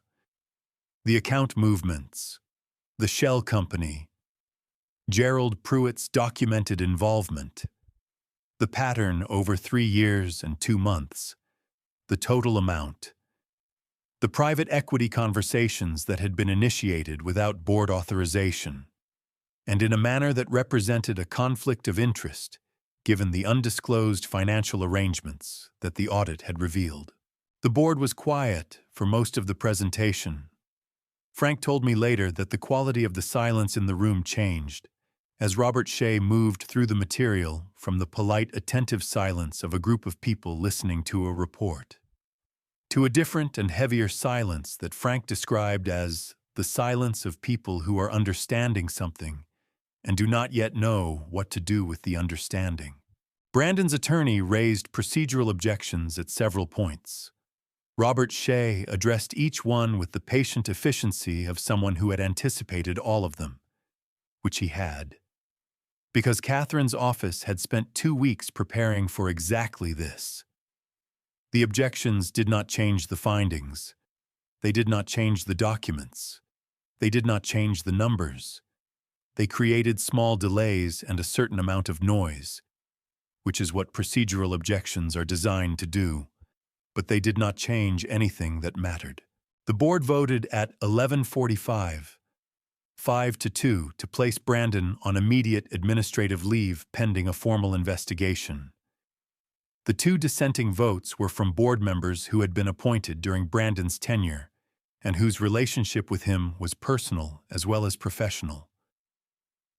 5-2 was enough. Brandon did not speak during the vote. Frank said he sat very still while the vote was being taken, and then he stood up and put on his coat and left the room without looking at anyone. His attorney gathered his papers and followed him out. The door closed behind them and the room was quiet again. Frank called me from the parking structure at 12:15. He said 2 words. He said, "It's done." I was sitting in my study when the call came. The black notebook was on the desk in front of me. The oak trees outside the window were bare and gray against a January sky that was the color of old pewter. I held the phone for a moment after Frank hung up, and I looked at the trees, and I thought about all the mornings I had sat at this desk and looked at those trees and thought about the company and the roots and the contracts and the 400 people whose livelihoods depended on decisions I made in this room. I opened the notebook. I found the page where I had written "Begin again." And below it the single word I had written on the evening Frank told me the auditors had concluded their work. I turned to a new page and I wrote the date and I wrote one more word. Done! Then I closed the notebook and I set it on the desk and I sat with the quiet of the room for a long time. I want to be careful here about what I tell you I felt in that moment, because I think the truth of it is more useful than the version that would be easier to tell. The version that would be easier to tell is that I felt relief, vindication, the clean satisfaction of a man who has been wronged and has seen the wrong corrected by the proper functioning of the systems that exist to correct such wrongs. That version is not untrue. Those things were present, but they were not the whole of what was present. What was also present was a tiredness that went deeper than the stroke and the months of recovery and the weeks of waiting. The tiredness of a man who has spent 35 years building something and has discovered that the building of it was not sufficient protection against the people who were closest to it. The tiredness of someone who loved his family in the only way he knew how to love them, which was by working and providing and protecting, and who now understood that the love had been received as something to be managed rather than something to be returned. That tiredness was present alongside the relief, and the grief I had been carrying through those 4 weeks of the audit was still present too. Quieter now, but not gone. The way a bruise is quieter once the initial pain has passed, but is still there when you press against it. I sat with all of it for a while. Then I got up and made coffee and stood at the kitchen window and looked at the yard and the bare oak trees and the gray January sky. And I thought about what came next. The divorce proceedings were still moving forward. Catherine had the board vote documented now, and the audit findings entered into the legal record, which changed the landscape of the divorce considerably. Gloria's team had built their case around the company as a marital asset of significant and accessible value. The restructuring Catherine had completed, combined with the findings that had now been formally established, had changed both the legal status and the practical value of what Gloria's team thought they were claiming. There would be more hearings, more motions, more of the grinding machinery of a contested proceeding. But the shape of the outcome had become clear in a way it had not been before. I drank my coffee and I thought about Asheville. I had been thinking about Asheville for several weeks, in the way that a man thinks about something he is not yet ready to think about directly sideways, in the margins of other thoughts, letting it sit there without examining it too closely until the time comes when he is ready to look at it straight on. 2 of my oldest friends had been living there for 3 years. Men I had known since before the company, since before Gloria, since the time when I was a young man without much of anything, who was nevertheless entirely certain that he was going to build something worth building. We had stayed in touch over the decades the way old friends stay in touch imperfectly, intermittently, but with the particular warmth that survives long absences because it is built on something real. They had been asking me to come for years. I had always had a reason not to. The company needed me. The family needed me. There was always something that needed me more than Asheville did. I was beginning to understand that the calculus of what needed me had changed. I finished my coffee and rinsed the cup and set it in the rack beside the sink. And I went back to my study, and I sat down at the desk, and I opened the black notebook to a fresh page, and I began to write about Asheville. The divorce was finalized on a Wednesday afternoon in late February. I was present for this one. Catherine had advised that my presence at the final hearing was appropriate, and that the optics of it mattered in a proceeding where the other side had spent considerable effort constructing a narrative of diminished capacity. I sat beside Catherine at the respondents' table in a courtroom on the 4th floor of the Franklin County Courthouse, and I wore the same dark suit I had worn to every significant meeting for 20 years, and I sat the way I had always sat in rooms where important things were being decided straight, quiet, and entirely present.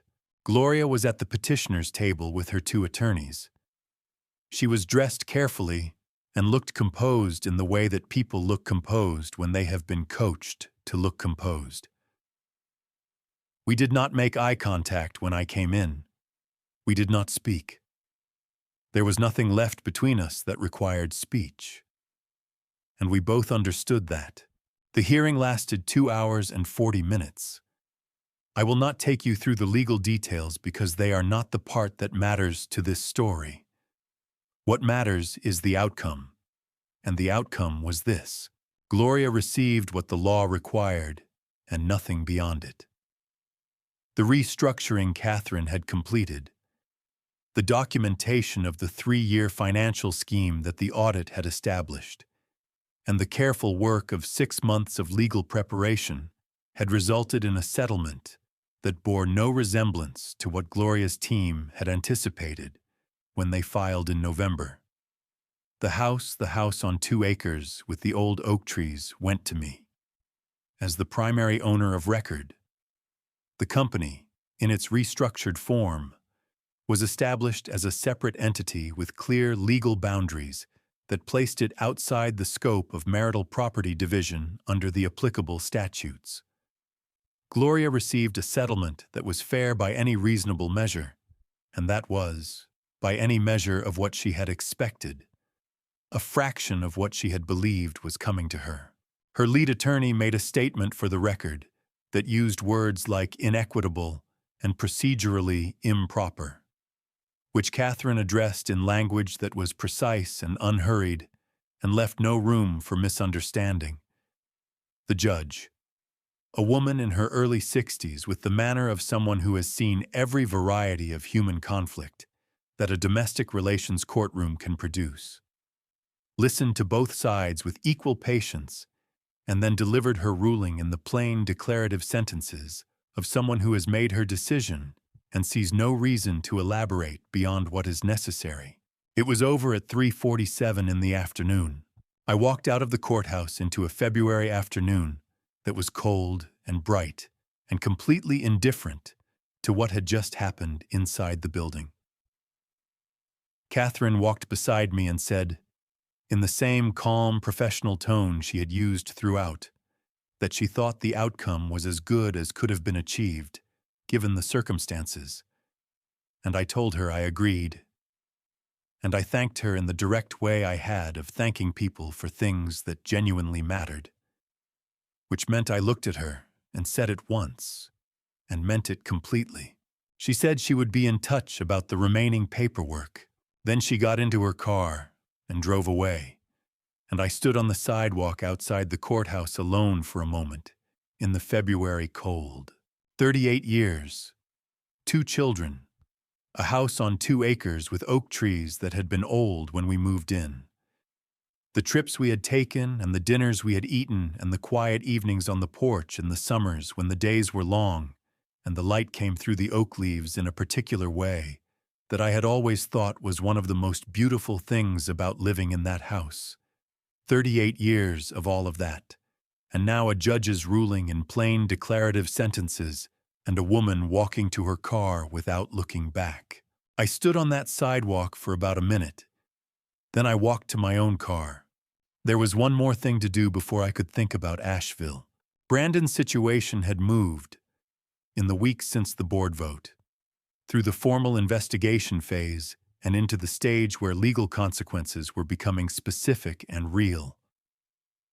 The company's attorneys, acting in their fiduciary capacity and with the full audit record before them, had referred the matter to the appropriate authorities.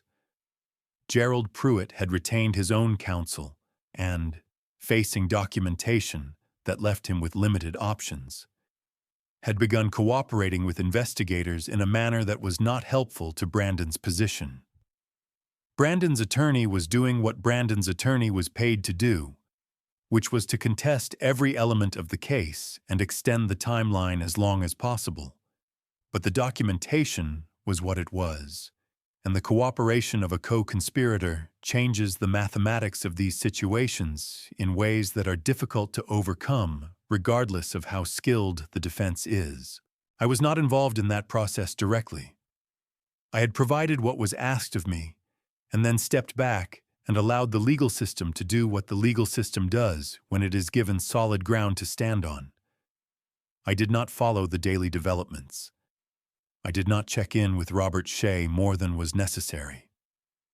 I had made a decision early in this process that I was not going to spend my attention on the machinery of consequences once it was running correctly, because the machinery did not need my attention, and my attention was needed elsewhere. What needed my attention was the question of what came next. I drove home from the courthouse, and I parked in the driveway, and I sat in the car for a while, looking at the house. The oak trees stood along the property line, bare and patient in the February cold. The house looked exactly as it had always looked, solid, well maintained.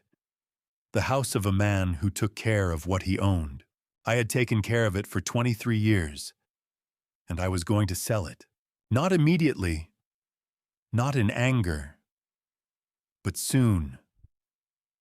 And with the full clarity of a man who understands that the places we live are not just structures, but the containers of the lives we have lived in them.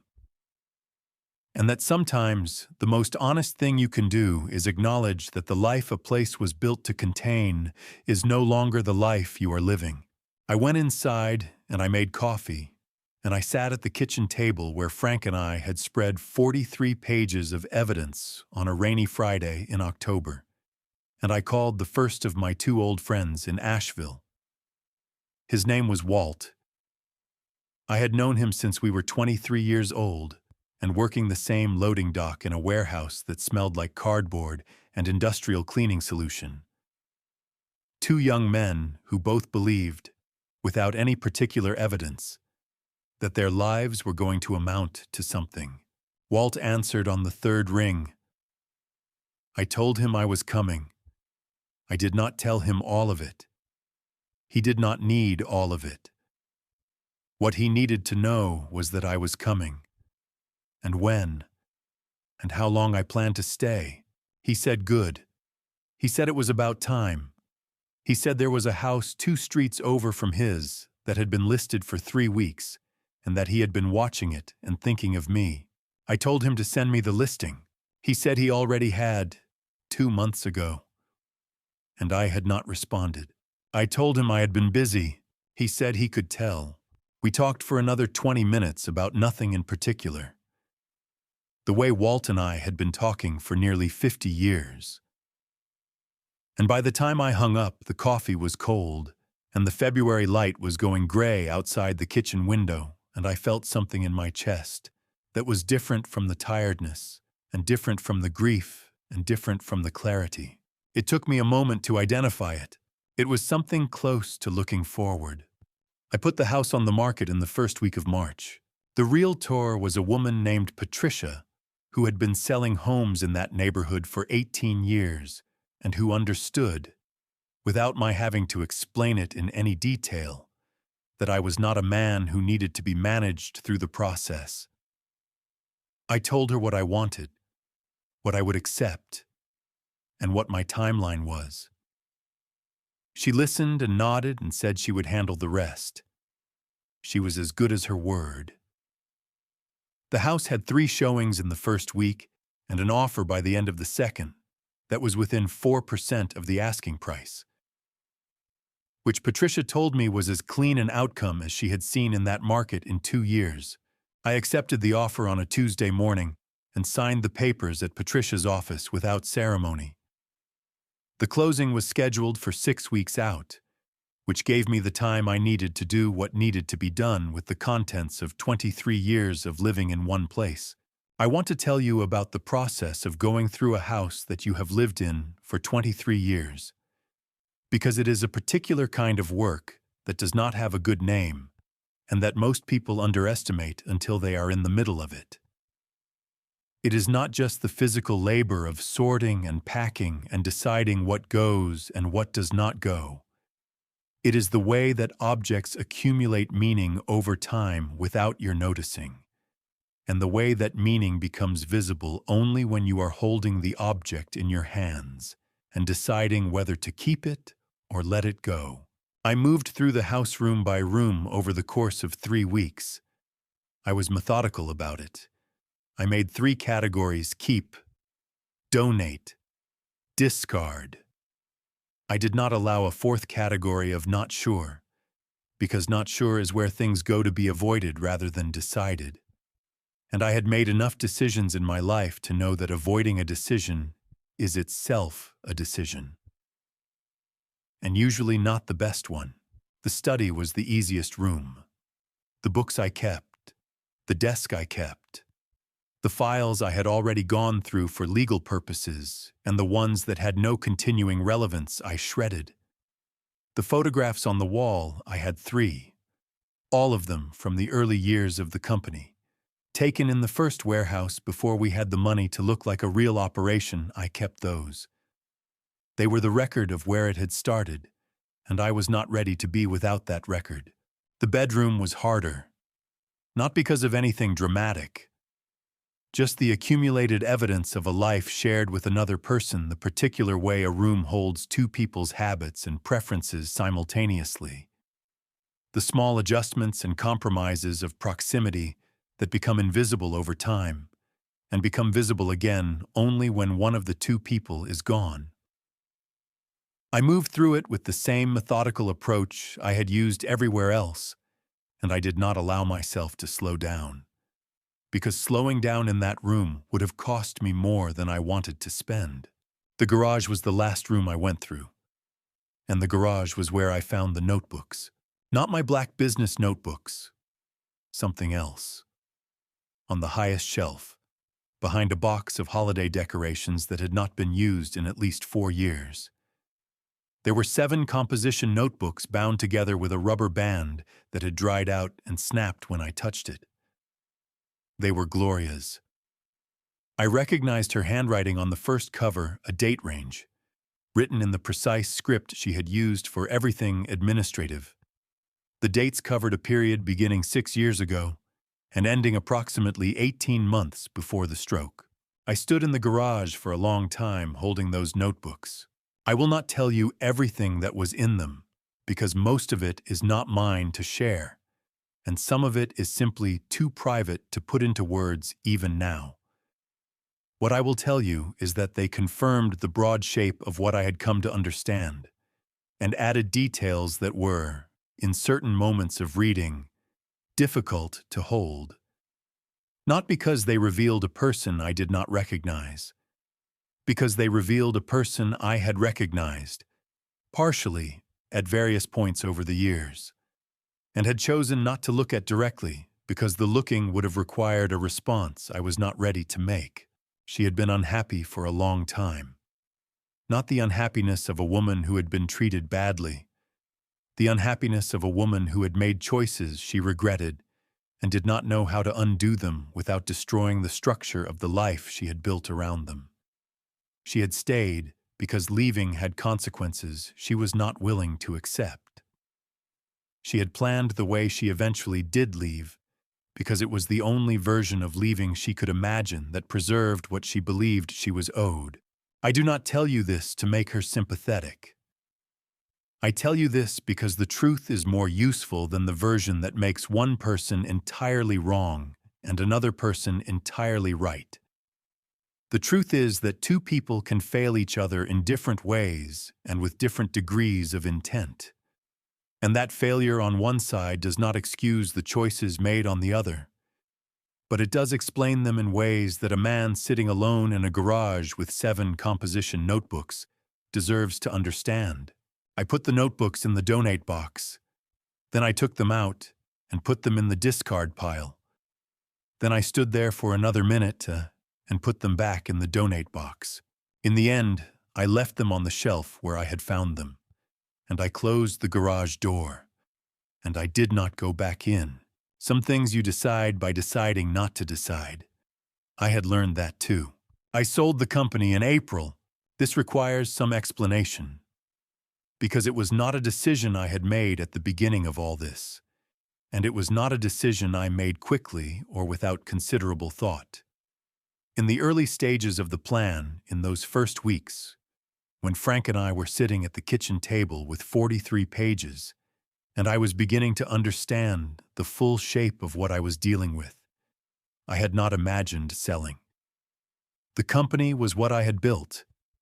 It was the clearest evidence of what 35 years of work looked like when it was given enough time and enough will to become what it was capable of becoming. The idea of selling it felt, in those early days, like a surrender I was not prepared to make. What changed was not the company. What changed was my understanding of what I wanted the next chapter of my life to actually look like. I had been thinking about Asheville with increasing clarity since the February afternoon when I had called Walt from the kitchen. Walt had sent me the listing for the house 2 streets over from his, and I had looked at it every few days for a month. A modest place, well built, a covered porch that faced west toward the mountains, a yard with established trees that would be full of leaves by May. It was the kind of house a man buys when he is done trying to impress anyone and has decided to simply live well in a space that fits him honestly. I could not own that house and run a company in Columbus at the same time. Not the way I wanted to own it, and not the way the company deserved to be run. Half measures in either direction would have resulted in doing both things badly, and I had spent 70 years refusing to do things badly. The sale took 8 weeks from the initial conversation with the buyer to the closing. The buyer was a regional logistics group out of Cleveland that had been watching our operation for several years and that had the infrastructure and the intention to maintain what we had built rather than dismantle it for parts. I had their track record reviewed by people I trusted before I agreed to the first meeting. I spoke with the owners myself, twice. Before I was satisfied that the 400 people who had built their lives around what I had built would be treated with the respect they had earned. The price was fair, more than fair, by any honest accounting. Catherine's restructuring had, among its other effects, positioned the company in a way that made its value clear and its ownership unambiguous, which simplified the sale considerably. I signed the final documents on a Thursday afternoon in mid-April. Frank was there as the company's CFO, completing his own transition out with the same careful thoroughness he had brought to everything else. We signed what needed to be signed and shook the hands that needed to be shaken, and then we walked out of the building together for the last time. We stood in the parking lot in the April afternoon, which was warm in the way that Ohio afternoons in mid-April can be warm tentatively, with the awareness that winter has only just released its hold and could theoretically reclaim it at any moment. The sky was the pale blue of a season that has not yet committed to itself. Frank looked at the building for a moment. Then he looked at me. I asked him what he was going to do. He said his daughter had been asking him to come to Portland for 2 years. He said he thought it might be time to find out what Portland was like. He said it with the same unhurried certainty with which Frank Norris approached everything, as though the decision had been made some time ago, and he was only now getting around to telling me about it. I told him Portland was supposed to be a good city for a man who appreciated rain. He said he had heard that. We stood there for another minute in the April warmth. Then Frank put out his hand, and I took it, and we shook the way 2 men shake who have been through something together that did not have a name and did not need one. He said to take care of myself. I told him the same. He walked to his car. I watched him go. He drove out of the parking lot with the same unhurried deliberateness with which he did everything. And then he was gone around the corner, and I was standing alone in a parking lot outside a building that no longer had my name on anything inside it. I stood there for a while. Then I got in my car, and I drove home to a house that had already been sold, where the rooms were mostly empty, and the oak trees outside were beginning, very slowly, to put out their first tentative leaves of spring. I left Columbus on a Saturday morning in early May.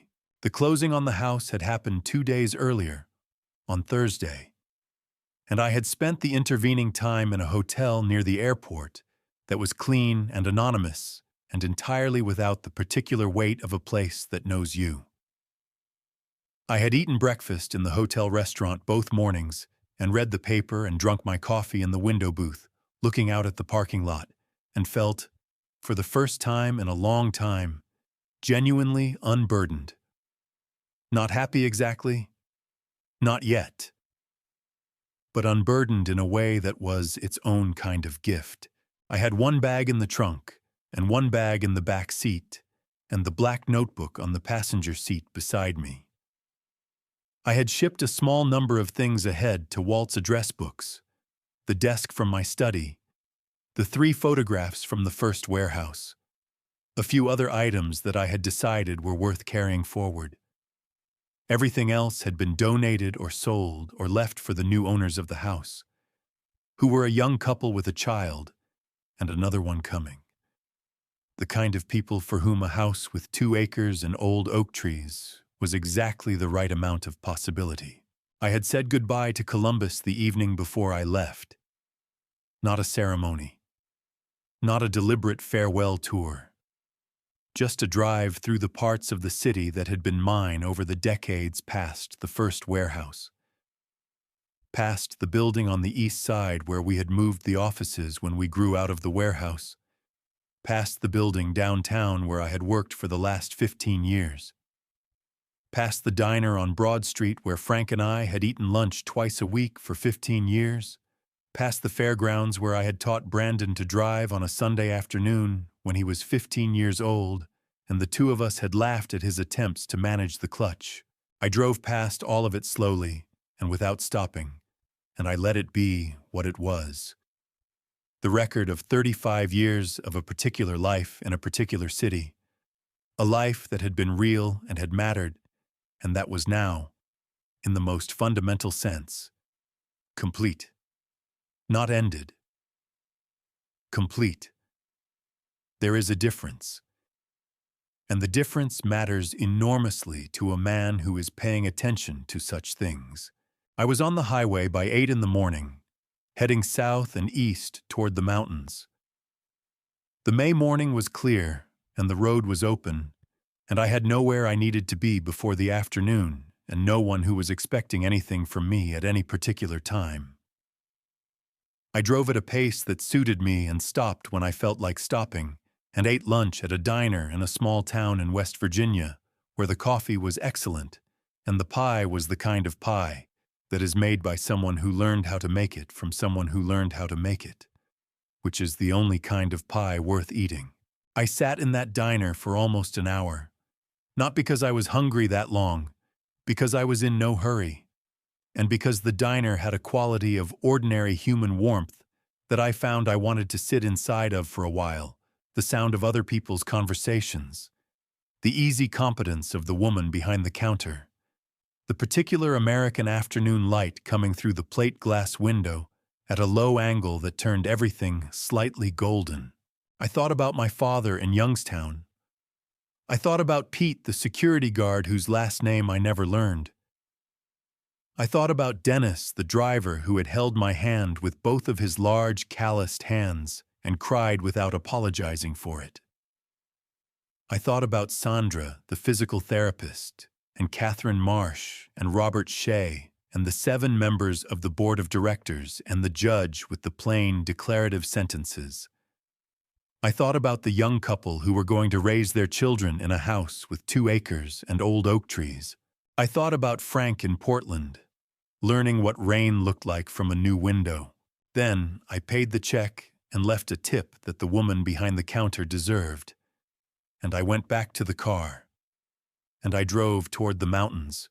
The Blue Ridge appeared in the late afternoon, rising out of the distance the way mountains appear when you have been driving through flatland long enough suddenly and with authority. The horizon reshaping itself into something that has been there all along, but that you could not see until you were close enough. I had seen mountains before. I had been to plenty of places over the years where mountains were part of the landscape. But I had lived my whole life in Ohio, where the land is honest and flat and does not require anything of you in terms of altitude. And something about seeing those mountains rise up ahead of me on that particular afternoon, on that particular drive, felt like a punctuation mark of the best possible kind. Asheville appeared below me as I came down from the ridge, spread in the valley in the late afternoon light, compact and unhurried and entirely unconcerned with impressing anyone. It was smaller than Columbus by a considerable measure and older in its bones, and it had the quality of a place that had figured out what it wanted to be and had settled into that identity without apology. I liked it immediately. Not the way you like a place because it is beautiful, though it was. The way you like a place because something in it recognizes something in you. Walt was on his porch when I pulled up. He was 69 years old and looked exactly like what he was, a man who had lived his life outdoors as much as indoors. Lean and weathered in the good way. With the particular ease of someone who has long since stopped worrying about what anyone thinks of him. He had a cup of something in his hand, and he raised it at me when I got out of the car, which was Walt's version of a ceremonial welcome. I walked up to the porch, and he handed me the cup, which turned out to be coffee, and I drank some of it, and it was good. And we stood there on his porch in the May afternoon, looking out at the street and the trees and the mountains visible above the roofline at the end of the block. He said, "You look like you've been through something." I told him that was accurate. He said, "You also look like you came out the other side." I told him that was accurate too. He nodded and took his coffee cup back, and we stood there for a while longer without saying anything else. Because Walt had always understood that silence between two people who know each other well is not empty. It is full of everything that does not need to be said. The house 2 streets over from Walt's had been taken off the market while I was in the middle of everything in Columbus. Walt had called me in March to tell me, which I had not fully registered at the time because March had been the month of Patricia and the realtor and the composition notebooks in the garage, and more than I could comfortably hold at once. But Walt, being Walt, had tracked the property and called me again in April to tell me it had come back on the market after the original buyer's financing fell through. I made an offer from Columbus without seeing it in person. This was not something I would have done at any other point in my life. I had always believed in walking a property before committing to it, in seeing the light at different times of day, and understanding the way a space actually felt, rather than how it photographed. But I trusted Walt's assessment, and I trusted my own reading of the listing, and I trusted, perhaps most of all, the feeling I had developed over several months that I knew what I was looking for even if I had not yet stood inside it. The offer was accepted. I closed remotely 2 weeks before I left Columbus. The house was everything the listing had suggested, and several things it had not. The covered porch faced west and caught the afternoon light in a way that made sitting on it in the evenings a particular and reliable pleasure. The yard had 3 mature dogwood trees that were in full bloom when I arrived in May. White flowers against the new green of the season, extravagant and completely indifferent to anything I might think about them. The rooms were not large, but they were well proportioned, and the ceilings were high enough to breathe in, and the kitchen had a window above the sink that looked out at the yard and the dogwoods and the mountains in the distance. I unpacked over the course of 3 days. The shipped boxes had arrived before me and were stacked in the front room, and I went through them with the same methodical approach I had used in the Columbus house, finding places for things and leaving spaces where I did not yet know what I wanted. The desk from my study went in the room that faced east, where the morning light came in at an angle that was good for working or reading or simply sitting and thinking. The 3 photographs from the first warehouse went on the wall beside it. The black notebook went on the desk. On the 3rd evening, after the boxes were dealt with, and the rooms had begun to take on the particular feeling of a space that belongs to you, I sat on the porch with a glass of iced tea and watched the light go off the mountains. The dogwoods had dropped most of their flowers by then, and the yard was carpeted in white petals that moved slightly in the evening breeze. The air smelled like something I did not have a word for, green and clean and slightly cool, despite the warmth of the day. The particular smell of a mountain evening in May. Walt came by at around 7 with a man named Roy Dutton, who was the second of my 2 old friends, and who had moved to Asheville a year after Walt.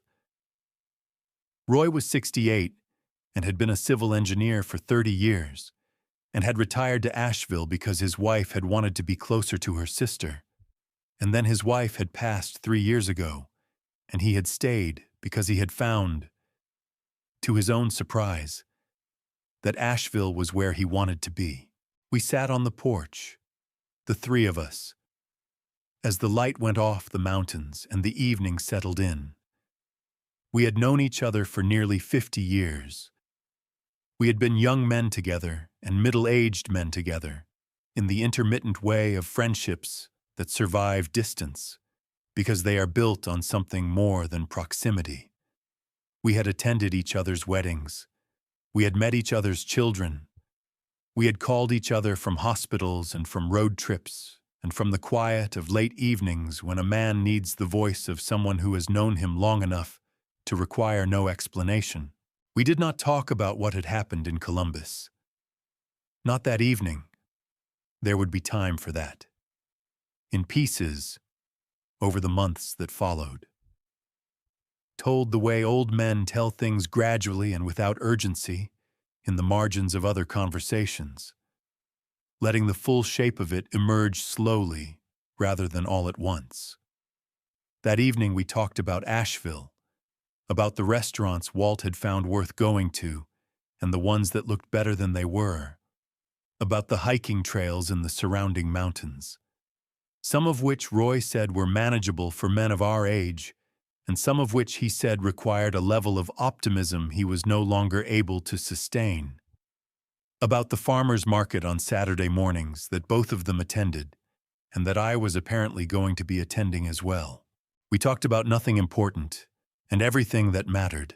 At some point in the evening, Roy said something that I have thought about many times since. He said that the thing about getting old that nobody tells you is that it is actually possible, if you are paying attention and if you have made reasonable choices, to arrive at a point where your life fits you better than it ever has. He said most people assume that the fitting gets worse as you get older, that the world becomes less accommodating, and the body becomes less cooperative, and the whole enterprise becomes increasingly effortful. He said in his experience the opposite was true. If you were willing to do the work of figuring out what actually fit and then moving toward it without apology. I asked him how long it had taken him to figure that out. He thought about it for a moment, and then said 67 years, which meant he had about a year's worth of data to draw on, which was admittedly a limited sample size, but which he felt reasonably confident about. Walt said he had figured it out at 64, which Roy said was either impressive or suspicious, and Walt said probably both. I sat on my porch in the May evening with my two oldest friends, and I laughed for the first time in a long time. Not a polite laugh, not the social laugh of a man performing enjoyment. The real thing, the kind that starts somewhere low and comes up without your planning it, and that leaves a particular warmth in the chest afterward. That is one of the better feelings a human body is capable of producing. The mountains were dark shapes against the sky by the time they went home. The dogwood petals in the yard glowed faintly in the last of the light. The air had cooled to the temperature of a good evening, and the street was quiet in the way that residential streets in small cities are quiet after 9 o'clock completely. Without the background hum that a city like Columbus maintains regardless of the hour, I sat on the porch alone for a while after they left. I was 70 years old. I had built a company and lost a marriage and survived a stroke and spent 7 months in the most precise and deliberate fight of my life. I had come through it with what was mine, not just the financial things, though those mattered, but the deeper things. My dignity, my judgment, my understanding of what I had done and why. My ability to sit on a porch in the evening and feel, without qualification, that I was exactly where I was supposed to be. The black notebook was on the desk inside. I did not go get it. Some evenings are not for writing. Some evenings are just for sitting and breathing and letting the mountains be mountains and the dark be dark and the quiet be quiet. I sat there until it was late. Then I went inside and went to bed in my own house, in my own room, under a window that looked out at the dogwood trees in the yard.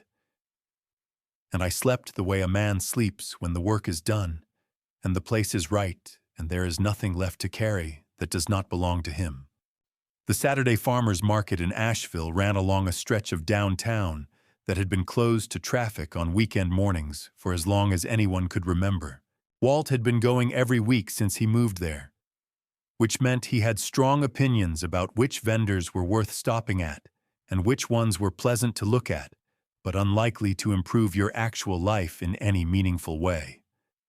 He communicated these opinions with the particular authority of a man who had eaten well for 69 years and intended to continue doing so.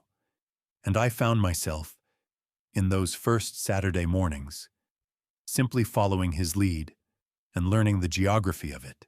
The market had the quality of a place where people came not just to buy things, but to be present in a way that the rest of the week did not always allow.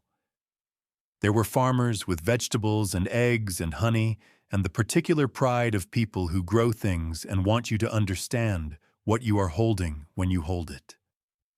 There were bakers and cheesemakers and a man who made hot sauce from peppers he grew himself, and who could talk about those peppers with a depth of feeling that I found genuinely moving.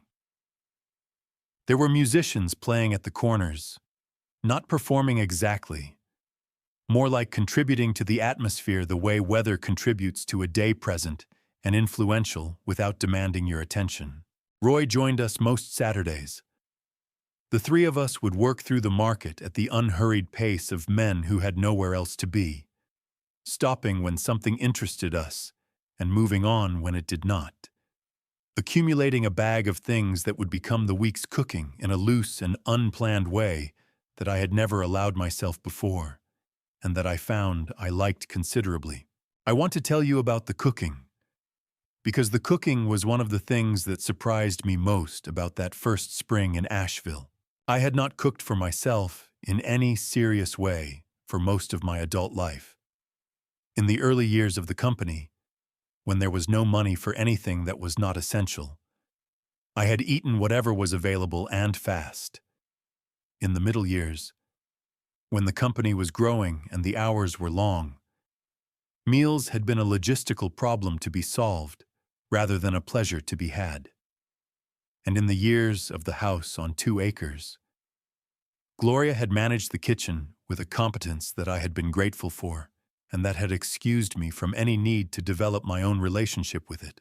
Now I had a kitchen with a window above the sink and dogwood trees in the yard, and a farmer's market on Saturday mornings, and the entirely new experience of having both the time and the interest to figure out what I actually wanted to eat.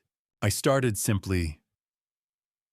Roy had given me a cookbook that his wife had used, and that he said was organized in a way that assumed you were a reasonable adult, rather than someone who needed to be managed through the process. He was right about the book. I worked through it gradually and without urgency, trying things that interested me and occasionally failing at them in ways that were instructive rather than discouraging. Walt came for dinner twice in the first month and ate what I made with the honest directness of a man who will tell you if something is good and will tell you if something needs work, which is exactly the kind of dinner guest a man learning to cook actually needs. By June, I had a small repertoire of things I could make reliably and well. Not elaborate things. A roast chicken. A soup with the vegetables from Saturday. A few things with eggs. A pie, eventually. Though the crust required several attempts before it became something I was willing to serve to another person. These are small things. I know they are small things. But I had spent 35 years building an empire, and the empire had required everything I had to give it every hour, every decision, every calorie of attention and energy and will. I had given it all of that willingly and without resentment, because that was the kind of man I was and the kind of work that required it. But the consequence of giving everything to one thing for 35 years is that the other things, the small things, the quiet things, the things that make a life feel inhabited rather than merely occupied, those things had gone unattended for a very long time. Learning to make a pie crust was not a small thing to me. It was evidence that I was still capable of learning, that the years of doing one thing exclusively had not eliminated my capacity for the other things. That a man of 70 could sit in a kitchen in the mountains of North Carolina with a cookbook and a bag of apples from the farmer's market and produce, after 3 attempts, something that his friend would eat a second piece of without being asked. That was not nothing. That was, in fact, quite a lot. The rehabilitation work continued in Asheville, with a therapist that Sandra in Columbus had helped me find before I left. Her name was Margaret, and she had the same efficient cheerfulness that Sandra had, which made me think it might be a requirement of the profession.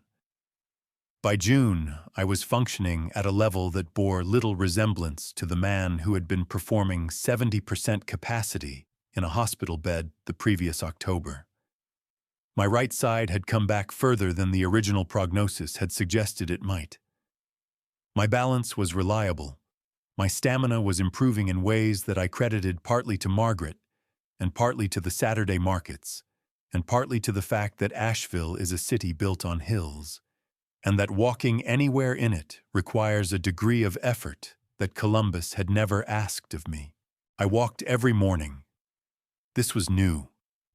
I had never been a walker. I had been a man who drove to places and sat in buildings and accomplished things, which is its own form of exertion, but does not involve the particular combination of fresh air and unhurried movement that a morning walk provides. Now I walked for an hour every morning before breakfast, through the streets of the neighborhood, and up into the hills where the roads narrowed and the trees closed overhead, and the city fell away, and there was just the sound of birds and the smell of whatever the morning was made of that particular day. I thought on those walks, not about the past, or not only about the past. I thought about the notebook on the desk in the east-facing room and what I might write in it that day. I thought about what Walt and Roy and I might do that evening or that weekend. I thought about the pie crust and whether I had the technique right yet. I thought about the mountains visible at the end of certain streets and what it would be like to walk into them properly. On a trail, with boots and enough time, I thought about my granddaughter, Brandon's daughter, the 9-year-old who had pointed a flashlight at me on the back porch and told me I looked like I was thinking very hard. I thought about her more than I thought about Brandon or Gloria. She was not responsible for what her parents had done, and she was 9 years old, and she deserved a grandfather.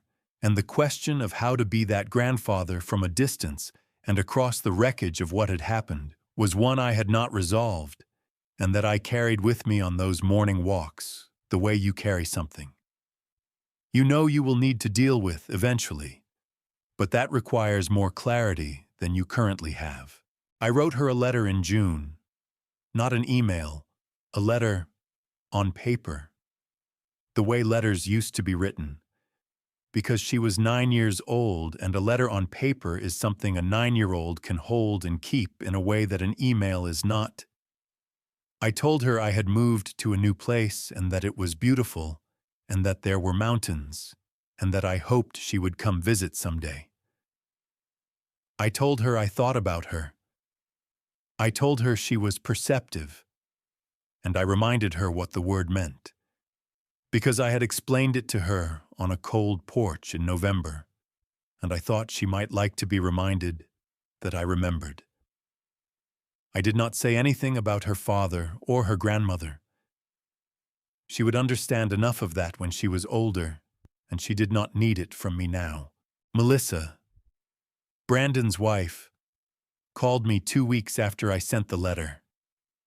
She said her daughter had read it 4 times, and had put it on the small bulletin board above her desk, where she kept things that mattered to her. She said it in a careful voice. The careful social voice I remembered from the family dinner. But underneath the carefulness, there was something genuine and a little raw that told me the months since the board vote had been hard on her, in ways she had not chosen and could not entirely control. I thanked her for calling. I told her the offer in the letter was real, and that if her daughter ever wanted to visit, she was welcome. There was a pause on the other end of the line, and then Melissa said, "Thank you," in a voice that was quiet and meant it. We did not talk about Brandon.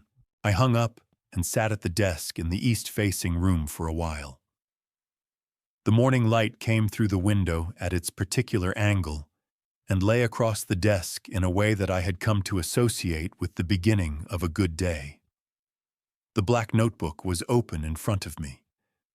I had been writing in it most mornings since I arrived in Asheville, not business notes, not plans, but the kind of writing that a man does when he is trying to understand his own life from the inside, which is different from the kind of understanding you get from looking at it from the outside, and which takes longer and costs more, and is worth considerably more when you arrive at it.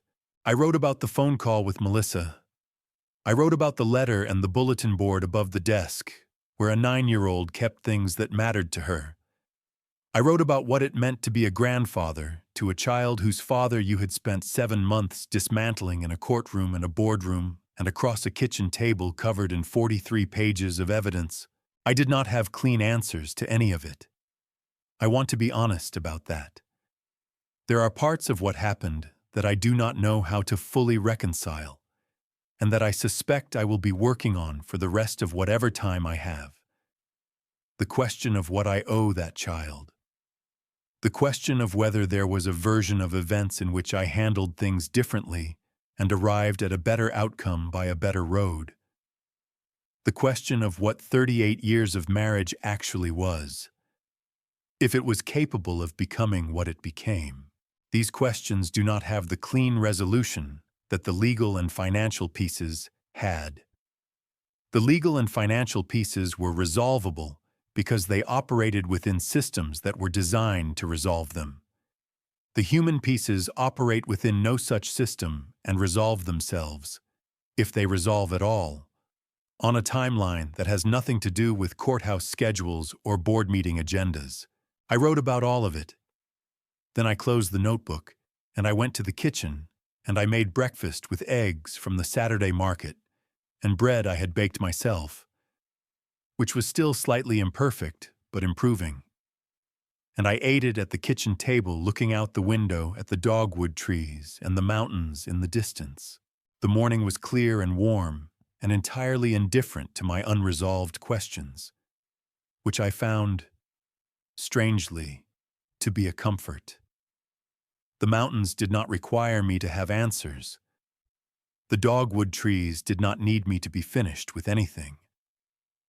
The kitchen with the window above the sink asked nothing of me except that I be present in it, which I was, and which was enough.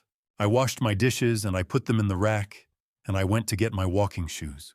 There was a trail Walt had been telling me about for 3 weeks that went up into the hills east of town and came out at an overlook where on a clear day you could see 3 states. He said it was manageable for men of our age if we took it slowly and brought water and did not try to be 25 about it, which I took as a reasonable set of conditions. Roy had said he would come if we went on a Saturday when the market closed early. I called Walt and told him I was ready for the trail. He said it was about time. I said I had been getting there. He said he knew. We went the following Saturday, the 3 of us, with water and reasonable footwear and the complete absence of any need to prove anything to anyone. The trail went up through trees that were full and green in the June warmth, and the air was the particular air of a mountain morning. And we walked at the pace of men who have somewhere worth going and enough time to get there properly. At the overlook, standing in the clear morning light with 3 states visible in the distance, and the city of Asheville small and settled in the valley below. I understood something that I had been approaching for months without quite reaching. The life I had built in Columbus was real. The work was real. The 35 years were real, and they had mattered, and they had produced things of genuine value, not just the financial things, but the 400 people, and the routes, and the drivers, and Dennis who held my hand and cried, and Pete who stayed on the floor with me until the ambulance came. All of that was real, and it was mine, and nothing that had happened could unmake it.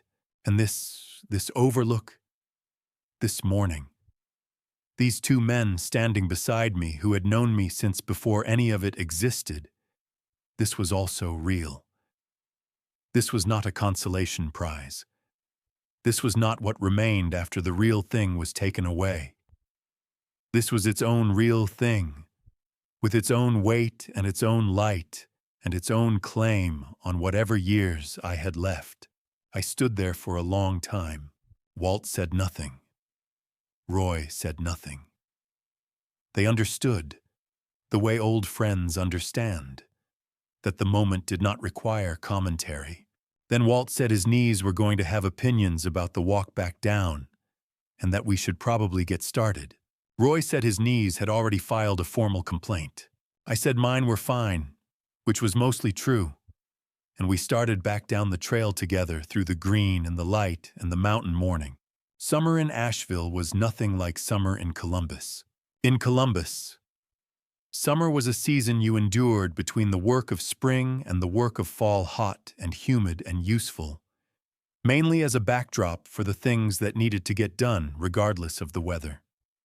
I had spent 35 summers in Columbus largely indoors, in air-conditioned offices and air-conditioned cars and air-conditioned conference rooms, aware of the season mostly through the quality of light on the parking lot outside my window and the complaints of drivers who had to load trucks in it. In Asheville, summer was something you lived inside of. The mountains held the heat differently than the flatland did, not trapping it the way a city does, but moderating it, so that even the warmest days had a quality of breathability that Columbus in August never managed.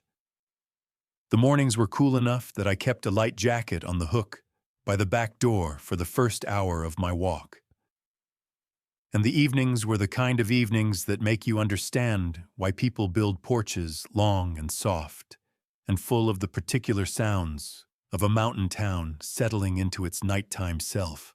I had been in Asheville for 2 months by the time July arrived, and the shape of my days had developed in the way that the shape of days develops when a man is paying attention to what he actually wants, rather than what is required of him.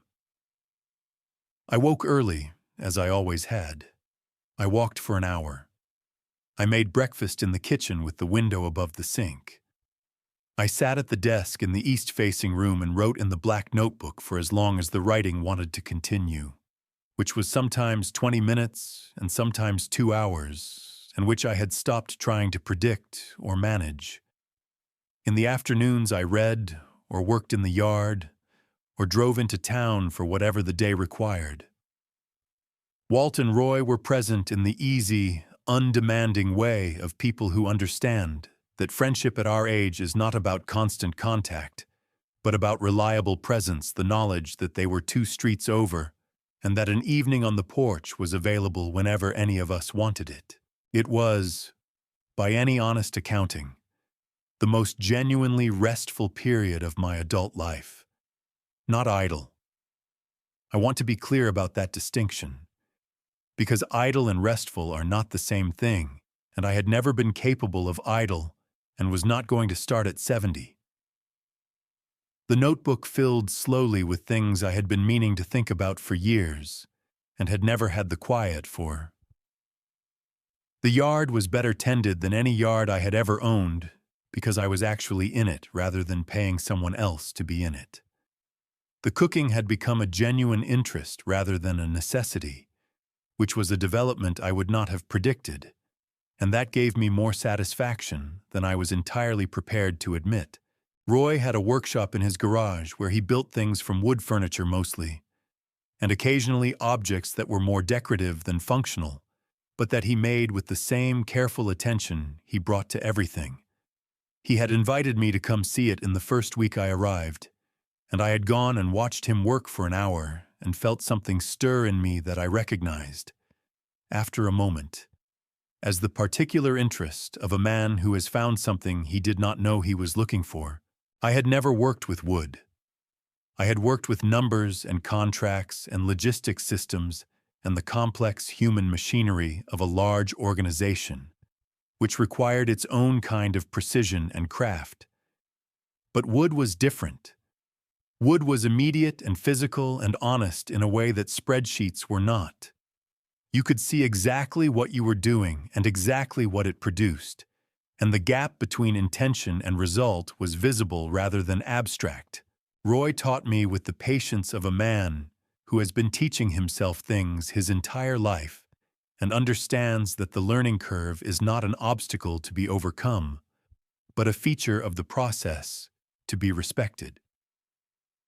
I started with simple things: a small shelf for the kitchen, a box for the desk in the east-facing room where I could keep the notebooks that were accumulating. I was not skilled, and I did not pretend to be skilled. But I was careful, and I was willing to go slowly. And Roy said that was more than half of what woodworking required. Walt watched all of this with the benign amusement of a man who had known me for nearly 50 years and found the spectacle of Edward Calloway learning to use a hand plane genuinely entertaining. He did not work with wood himself. His interest was in the garden, which he tended with an expertise that had developed over the years of retirement in a way that his career as a systems analyst had never prepared anyone to predict.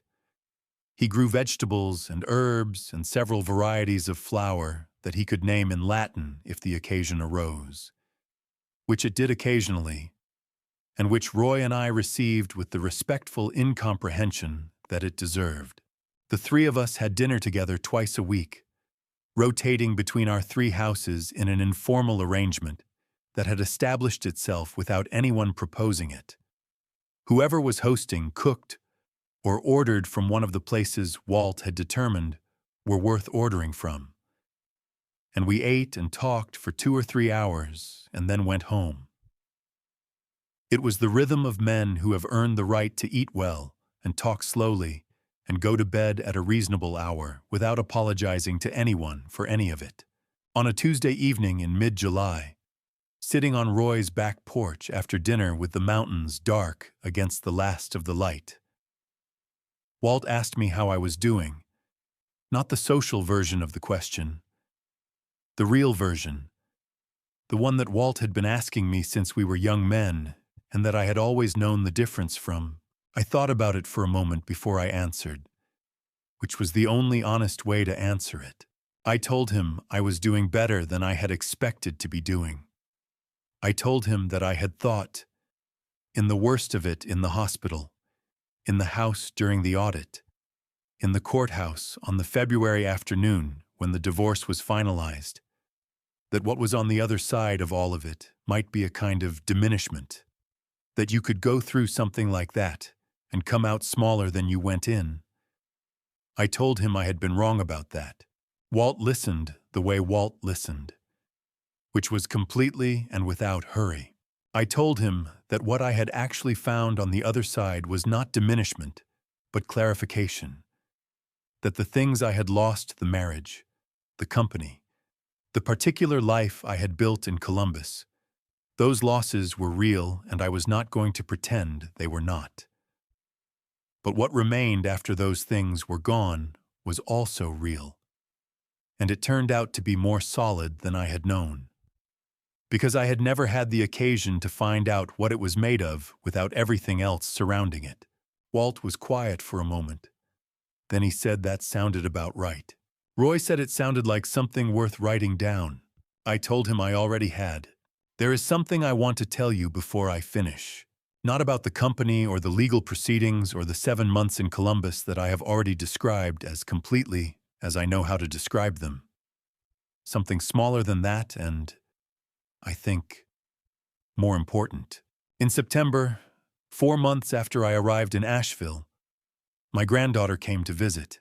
Melissa had called in August to ask if the offer was still open. I told her it was. We arranged it for the second week of September, when the summer heat had begun to ease and the mountains were starting the slow turn toward their fall colors, which in the Blue Ridge is a thing that happens gradually and then all at once, and that I had been told by both Walt and Roy was not to be missed. She arrived on a Friday afternoon with a backpack that was larger than she was, and the particular energy of a 10-year-old who has been in a car for 4 hours and is ready to be somewhere that is not a car. Melissa stayed for the first night and then drove back the following morning, which required a degree of trust on her part that I did not take lightly and that I was grateful for in a way I expressed as simply and directly as I could. My granddaughter's name was Clara. I want to say her name because I have been calling her my granddaughter for the length of this story, and she deserves better than that. Clara, 10 years old, her mother's eyes, her father's stubbornness, and something entirely her own that I could not attribute to either of them, a quality of direct and uncomplicated engagement with whatever was in front of her that I found immediately recognizable and immediately valuable. She spent 5 days with me. We went to the farmer's market on Saturday morning, and she had opinions about everything she tasted, expressed with the confident specificity of someone who does not yet understand that opinions are supposed to be qualified. The hot sauce man gave her a small sample on the end of a toothpick, and she considered it for a moment and told him it needed more pepper, which made him laugh in a way that suggested he agreed. We walked the trail that Walt and Roy and I had walked in June. Clara went at a pace that Roy's knees would not have appreciated, but that mine managed adequately. And she asked questions about the trees and the rocks and the birds, the way children ask questions when they are actually curious, rather than performing curiosity. Which is to say, without stopping and without caring whether the answer is long. I answered what I knew and told her honestly when I did not know, and she accepted both with equal interest. We sat on the porch in the evenings, and I told her stories. Not the stories I have been telling you, those are not stories for a 10-year-old, and their time will come when it comes, and not before. I told her stories about the early years of the company, about the first truck and the first warehouse, and Carl, the warehouse manager, and his box of donuts by the loading dock, about the routes and the drivers and the particular satisfaction of building something from nothing with your own hands and your own will and enough stubbornness to outlast every reason it should not have worked. She listened with the complete attention that children give to things that genuinely interest them, which is a quality of attention that most adults lose somewhere along the way, and that I had not been on the receiving end of in a very long time. On the last evening, sitting on the porch in the September dusk with the mountains going purple in the distance, and the first hints of color in the trees along the street, she asked me why I had moved here. I thought about how to answer that honestly for a 10-year-old. I told her that I had lived in one place for a very long time, and that some things had changed, and that when things change sometimes, the right response is to change where you are, as well as what you are doing. I told her that I had friends here who had known me since before I had anything, and that there was a particular value in being known by people who remember you from before you were whoever you became. I told her the mountains helped. She considered this for a moment. Then she asked if I was happy. I looked at the mountains in the September evening, and I thought about the question with the seriousness it deserved. I told her I was getting there. I told her I thought getting there was actually the point that the men who told you they had arrived at happiness and stopped moving were usually men who had stopped paying attention. I told her that what I had Sitting on this porch in this city with these mountains in front of me, and two old friends 2 streets over, and a granddaughter asking me good questions, was enough. More than enough.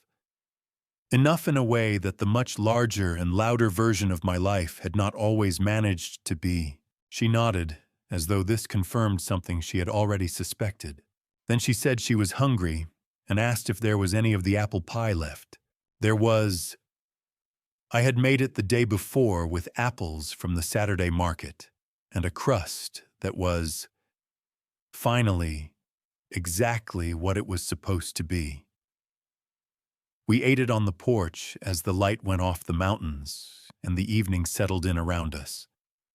And Clara ate 2 pieces without being asked, which was the most straightforward form of approval I had received in a long time, and which I accepted with the gratitude it deserved. Melissa picked her up the following morning. Clara hugged me at the car in the way that children hug when they mean it completely, without self-consciousness, with the full weight of the feeling behind it. I held on for a moment longer than I might have otherwise. Then she got in the car, and they drove away down the street, and I stood on the porch and watched until the car turned the corner and was gone. I stood there for a while after that. The street was quiet in the Saturday morning way. The dogwood trees in the yard had begun to show the first faint color of the season. The mountains were clear and blue and entirely unhurried. Walt's house was 2 streets over, and Roy's was 1 street beyond that. And the farmer's market was already open downtown, and there was coffee in the kitchen and a notebook on the desk, and a morning that belonged entirely to me. I am 70 years old. I have built things and lost things and survived things and found things I did not know I was looking for in a city in the mountains of North Carolina that I had never visited before the year I moved here. I have learned that the people who know you longest are not always the people who know you best, and that the people who know you best are worth more than anything you could build or buy or protect through the most careful legal architecture in the state of Ohio. I have learned that a man can start again at 70. Not over. Again. With everything he knows, and everything he has survived, and everything he has finally, after all this time, figured out about what actually fits. The coffee was getting cold. I went inside to make a fresh cup, because some habits are worth keeping, and some are worth letting go, and after 70 years, I know the difference well enough to trust myself about it. And that, more or less, is where I am. Thank you for listening. If this story meant something to you, I hope you will share it with someone who might need to hear it. And if you have not already, a like or a subscription means more than you might think it is what allows these stories to keep being told. May God bless you and keep you.